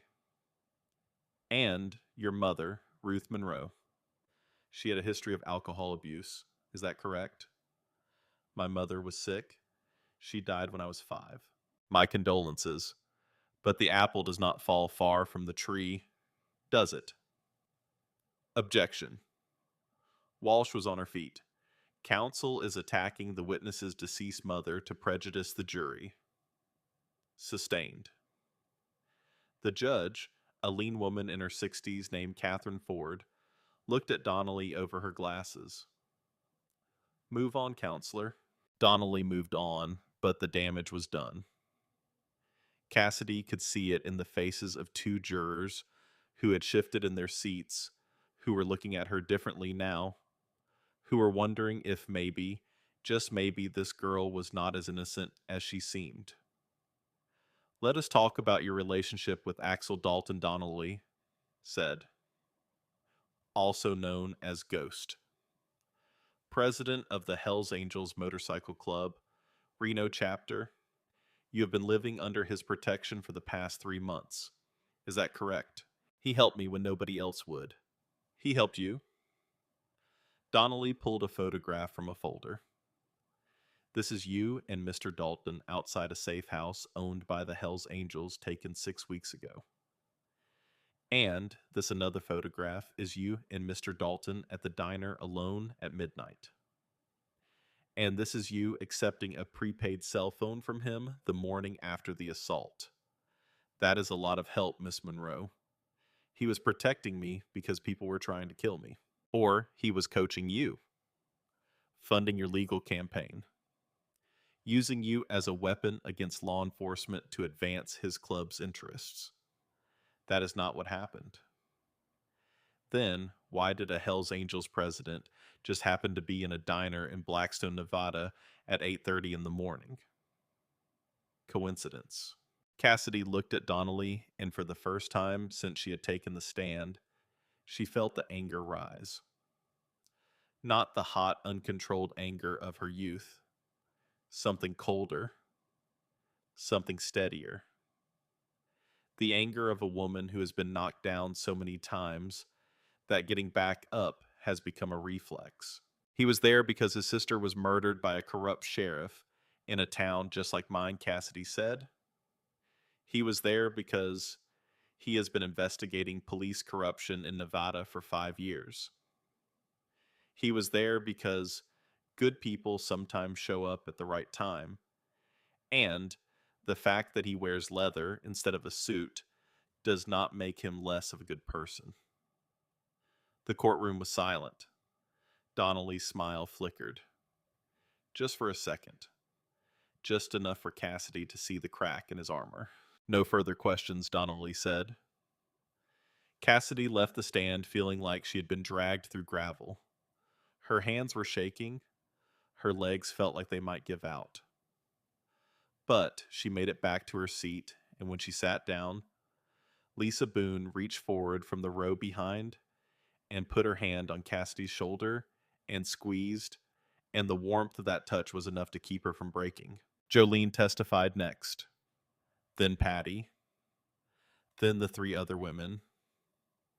Each one told her story with the kind of quiet, devastating honesty that does not need volume or drama to be heard. Each one laid another stone on the wall. Each one looked at Hagen and Vance across the courtroom and refused to look away. And then it was Hagen's turn. Sheriff Roy Hagen took the witness stand at 2:14 in the afternoon, and the man who sat there was not the man who had walked into Marge's diner 3 months ago with the swagger of a king in his own kingdom. This man was diminished, shrunken. His suit hung on him like he had lost weight, and his eyes, those flat, predatory eyes that had made Cassidy's skin crawl for 7 years, were darting around the courtroom like a trapped animal looking for an exit. Walsh approached him. Her stride was measured. Her voice was calm. But underneath the calm was the coiled precision of a prosecutor who knew she had her quarry cornered and was in no hurry to finish it. Sheriff Hagen, did you strike Cassidy Monroe on the morning of October 14th? No. No. Walsh let the word hang. You are under oath, Sheriff. I am aware of that. I did not hit her. She is lying. So the witnesses who saw you hit her are all lying. They are mistaken, or they have been pressured by the Hells Angels. I see. Walsh picked up a remote and pointed it at a screen that had been set up facing the jury. The diner security camera footage. Marge's camera. The one Hagen never knew existed because he never thought to look. Because in 20 years of terrorizing that town, he had never once considered that someone might be watching him the way he watched everyone else. The footage played, grainy but clear enough. Cassidy pouring coffee, Hagen grabbing her wrist, Cassidy trying to pull away, Hagen standing, his hand coming up, the slap, the coffee pot shattering, Cassidy stumbling backward, everyone frozen in their seats, and then Axel standing up in the corner booth, walking toward them, and Hagen, the fear on his face, visible even through the grain of the security camera. The courtroom was absolutely still. Does that refresh your memory? Sheriff Walsh asked. Hagen's face went through a transformation that Cassidy would remember for the rest of her life. Defiance to shock, to calculation, to desperation. Each emotion flickering across his features like channels being changed on a television.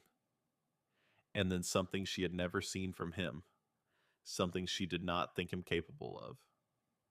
He broke. Not slowly, not gradually.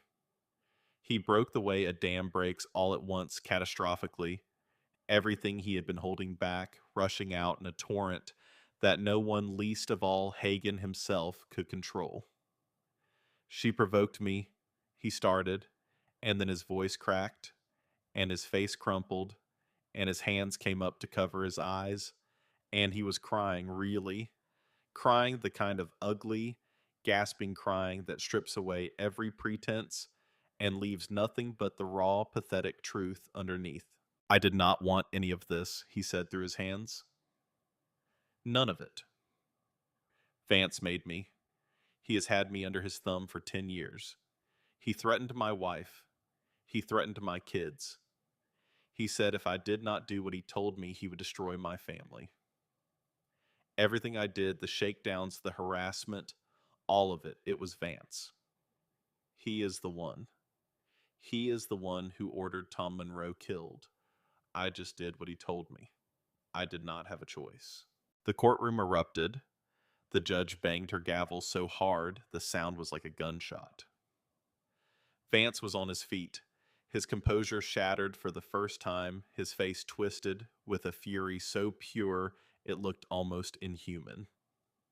He was shouting at Hagen, shouting at Donnelly, shouting at the judge, and Donnelly was trying to get his client under control while simultaneously objecting to everything and Walsh was standing at her table with her arms folded, watching the chaos with the expression of a woman who has just watched her opponent set fire to his own house. Order, Judge Ford said, and her voice cut through the noise like a blade. Order in this court, or I will clear it. Sit down, Mr. Vance. Now. Vance sat. His hands were clenched on the table so hard the tendons stood out like cables. His eyes were fixed on Hagen with a hatred so intense it seemed to have its own temperature. Walsh turned back to Hagen. His face was wet. His hands were shaking. He looked like a man who had just jumped off a cliff and was only now realizing how far down the ground was. Sheriff Hagen, you just stated that District Attorney Vance ordered the murder of Deputy Thomas Monroe. Is that correct? Yes. And you participated in covering up that murder. I did not participate. I knew about it. I knew what happened to Tom's car. I knew who did it. And I said nothing because I was afraid. Who cut the brake lines on Thomas Monroe's vehicle? A man named Eddie Cross. He worked for Vance, did odd jobs, enforcement. He died 4 years ago. Heart attack. But Vance paid him. I saw the transfers myself. Vance routed them through a shell company called Ridgeline Holdings. He was careful about most things, but not about Eddie. The records will show it. Walsh looked at the jury. The jury looked at Hagen, and then they looked at Vance, who was sitting very still now, his face the color of old ash, his attorney whispering urgently in his ear. And, whatever Donnelly was saying, Vance was not hearing, because Vance was staring at Hagen with the expression of a man watching his entire world collapse. Hagen was not finished. Once the dam broke, everything came through. Names, dates, amounts. 2 state politicians who had been taking kickbacks from Vance for over a decade. A retired judge who had dismissed cases in exchange for payments routed through the same shell company. A network of corruption so vast and so deeply embedded that it had become the invisible infrastructure of an entire county's government. By the time Walsh finished her examination, the courtroom was silent with the particular silence that follows an earthquake. Not peaceful silence, stunned silence. The silence of people who are still processing the magnitude of what they have just heard. Donnelly tried. He really tried. He spent 45 minutes attempting to discredit Hagen's testimony, to paint him as a desperate man saying anything to save himself. But the damage was done. The names were out. The records existed. The shell company could be verified. And the jury, those 12 faces that Cassidy had been watching like a drowning person watches the shore, had stopped looking at Hagen. They were looking at Vance. Closing arguments took the rest of the day. Walsh spoke for 90 minutes, laying out the evidence piece by piece, connecting the dots, building the picture. She talked about Tom Monroe, about his notebook, about a man who believed the badge meant something and who died because he was right. She talked about Marge, about a woman who kept the truth alive for 15 years because she had made a promise to a dead friend. She talked about Jolene and Patty and the other women, about the daily terror of living under the authority of a man who used that authority as a weapon. And she talked about Cassidy.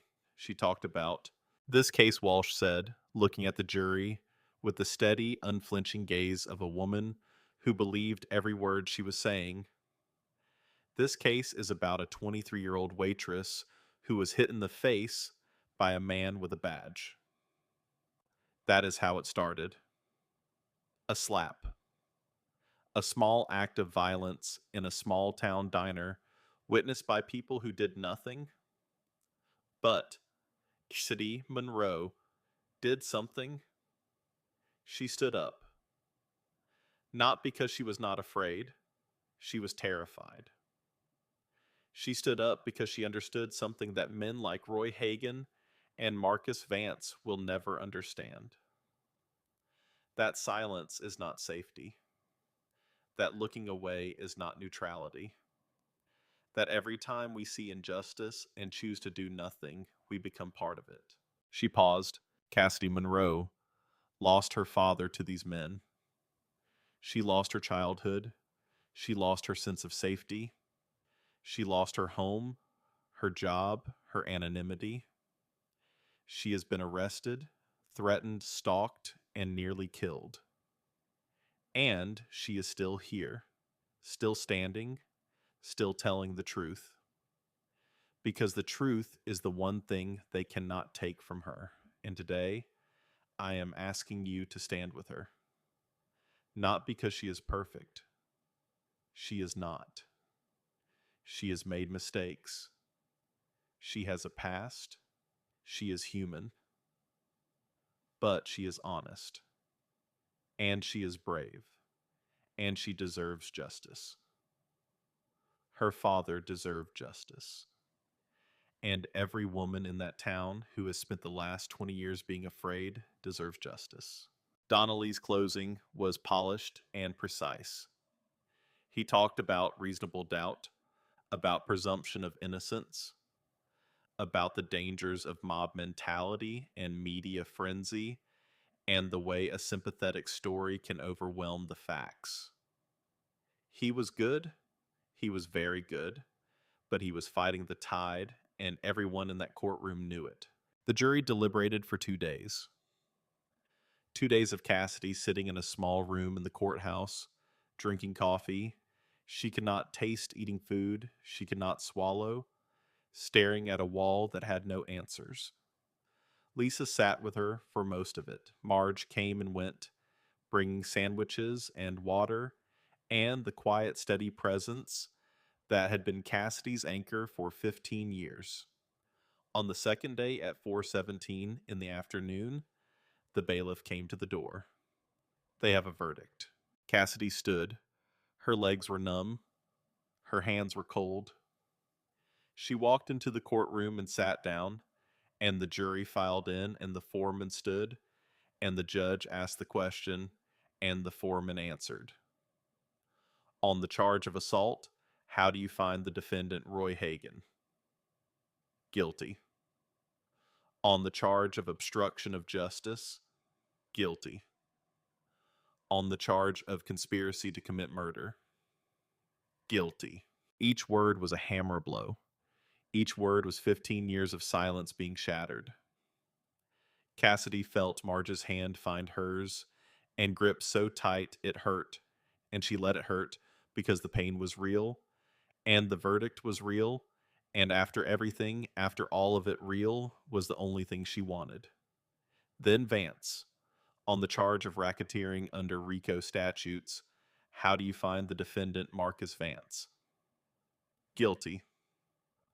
On the charge of conspiracy to commit murder, guilty. On the charge of civil rights violations, guilty. On the charge of obstruction of justice, guilty. 7 counts total. Guilty on every single one. Vance did not move when the verdicts were read, did not flinch, did not blink. He sat perfectly still, his hands flat on the table, his face a mask of nothing, and the mask held for exactly 4 seconds after the last guilty was pronounced. Then it cracked. Not into tears, not into rage, but into something worse. Into the blank, hollow expression of a man who has just realized that every wall he built, every person he bought, every life he ruined, every secret he buried was not enough. That a waitress and an old woman and a dead man's notebook had brought it all down. Sentencing came 6 weeks later. Hagan got 15 years reduced from 20 because of his cooperation. He would be eligible for parole in 10. Vance got 30 years with no possibility of parole. The 2 state politicians were indicted separately. The retired judge was stripped of his pension and charged with 12 counts of judicial corruption. After the sentencing, Cassidy stood on the courthouse steps in the same blue sweater, and the cameras were there again, more of them this time, and the reporters were shouting questions, and the signs in the crowd read "Justice for Tom" and "Stand with Cassidy," and one held by a woman Cassidy had never met that simply said "Thank you." She did not give a speech. She did not make a statement. She just stood there for a moment looking out at the crowd, at the faces of strangers who had followed her story and cared about its outcome. And she thought about her father standing on these same courthouse steps 20 years ago, a young deputy with a notebook in his pocket and a belief that the truth mattered. Then she went home. Then, except home was different now. The diner was still there. The neon sign still flickered. The parking lot was still cracked. But Marge was waiting by the door. And when Cassidy walked in, the old woman pulled her into a hug so fierce it felt like being put back together. "I have something for you," Marge said. "One last thing." They sat in the booth by the window. Hagen's old booth. Marge pulled an envelope from her apron pocket. It was old yellowed, sealed with tape that had gone brittle. "Your daddy gave me this the same day he gave me the lockbox and the shoebox. He said it was for when everything was over. He said I would know when that was." Cassidy opened the envelope. Inside was a single sheet of paper and a bank statement. The paper was a letter, short, in her father's handwriting. "My Cassidy, if you are reading this, then the fight is over and you won. I knew you would. I knew it from the day you were born, and you came out screaming so loud the doctor laughed and said this one is going to give the world hell. I have put money aside for you. Not much. Everything I could save over 15 years of a deputy's salary. $47,000 in an account at First Federal under Marge's name. It is yours now. Use it to build something. Something good. Something that lasts. Something that means the next girl like you does not have to fight alone. I love you, baby girl. More than all the stars in the Nevada sky. And there are a whole lot of stars out here. Your daddy, Tom." Cassidy held the letter against her chest. She did not cry. She had done enough crying. Instead, she looked out the window at the town that had tried to crush her and failed, and she made one final decision. 3 months later, the sign above the diner changed. Marge's diner became Monroe's diner. Marge retired, or tried to retire. She lasted 2 weeks before she was back in the kitchen muttering about how nobody knew how to season a grill properly and the new girl was using too much butter on the toast. Cassidy used her father's money and the settlement from the civil suit against the county to establish the Monroe Foundation. Its mission was simple: legal support, safe housing, and advocacy for women who had been victimized by people in positions of authority.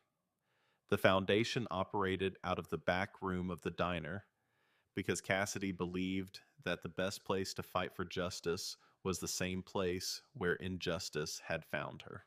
Jolene Briggs became the foundation's first case manager. Patty Weaver handled the books.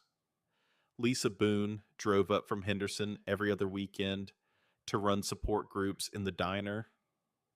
After hours sitting in the booths with women who were just beginning to find their voices. Women who were where Cassidy had been 3 months ago, or 3 years ago, or 3 decades ago. Women who were learning for the first time that silence was not the price of survival. Walsh called from Washington to say that the case had inspired 3 other federal investigations into police corruption in small towns across the western United States. One in Arizona, one in Montana, one in Idaho. Each one started the same way. A woman stood up, a woman said enough, a woman decided that being afraid was not the same as being safe. Mercer called to say that a legal journal had published a lengthy analysis of the case, citing Tom Monroe's notebook as one of the most remarkable pieces of civilian gathered evidence in the history of American law enforcement. Cassidy read the article twice. She did not understand all the legal terminology, but she understood the part that said Thomas Monroe gave his life for the truth, and his daughter made sure that sacrifice was not in vain. On the first anniversary of the slap, Cassidy woke up early. She went downstairs and started the coffee, the way Marge had taught her, measuring the grounds, filling the pot, listening to the machine gurgle and hiss as it did its work. The diner was empty. The sun was not up yet. The world was gray and still and waiting.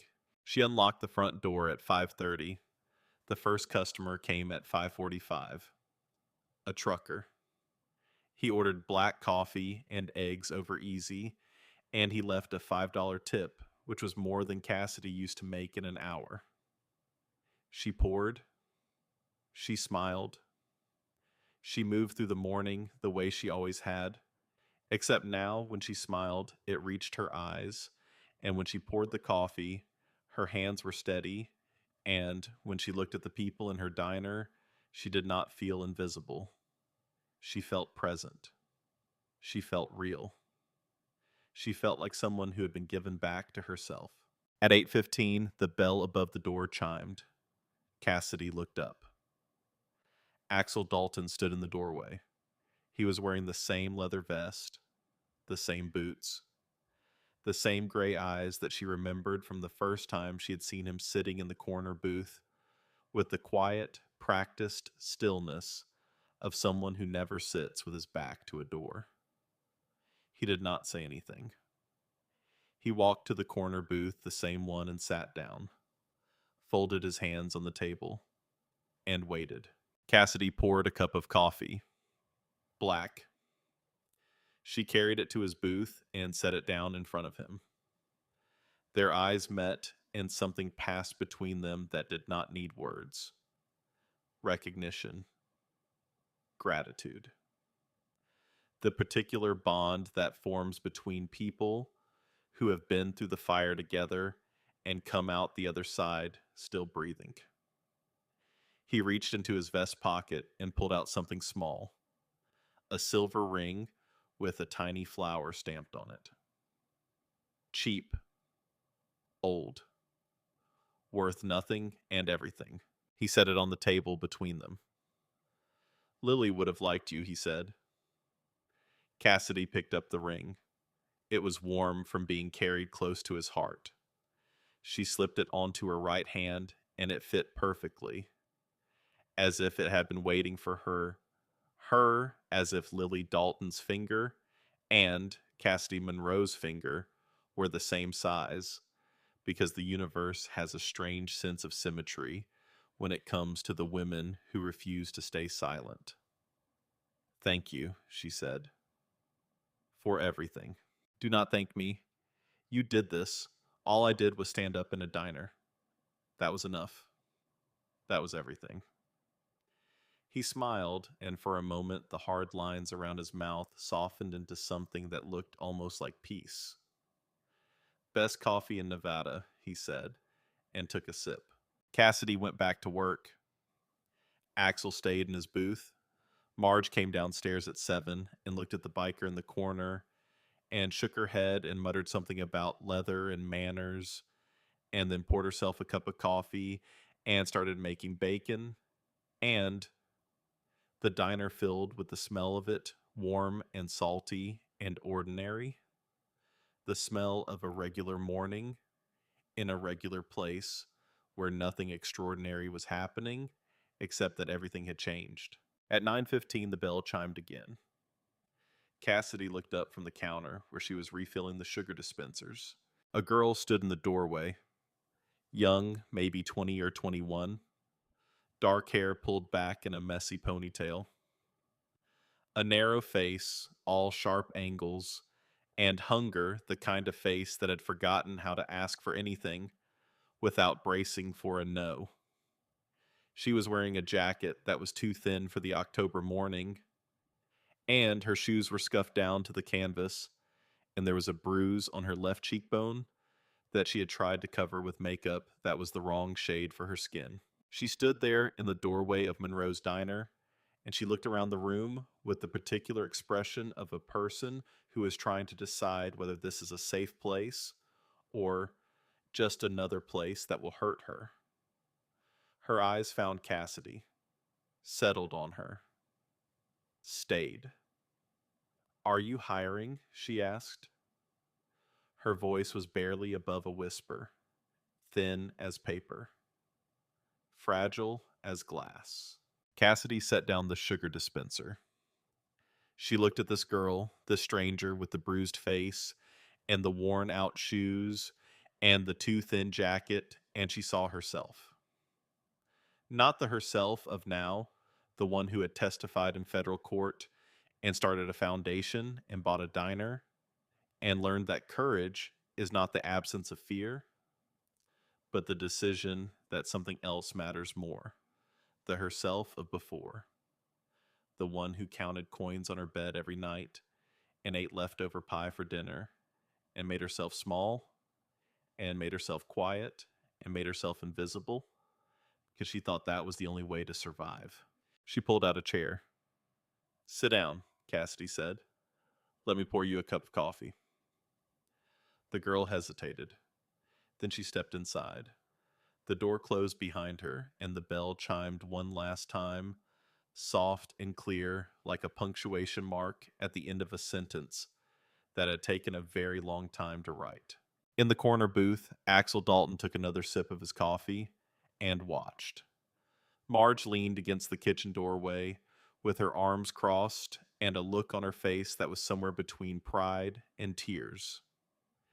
And Cassidy Monroe, 23 years old, daughter of a hero, survivor of a broken system, owner of a diner in a small town in Nevada that had tried to crush her and failed, sat down across from a girl who needed help, and started doing the one thing she had been put on this earth to do.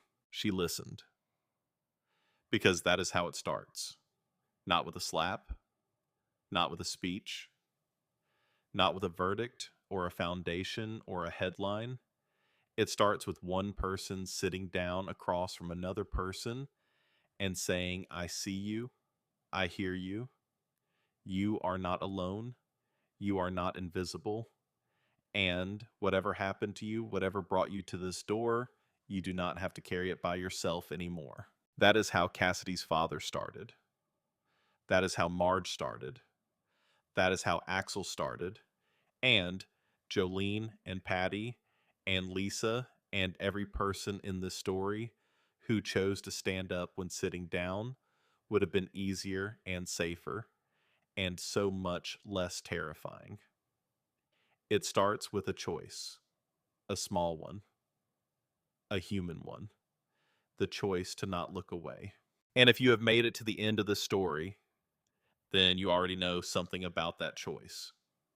You know that it costs something, that it hurts, that it changes you in ways you cannot predict and cannot take back. But you also know something else, something that Cassidy Monroe learned the hard way, one slap and one stand and one testimony at a time. It is worth it. Every single time it is worth it.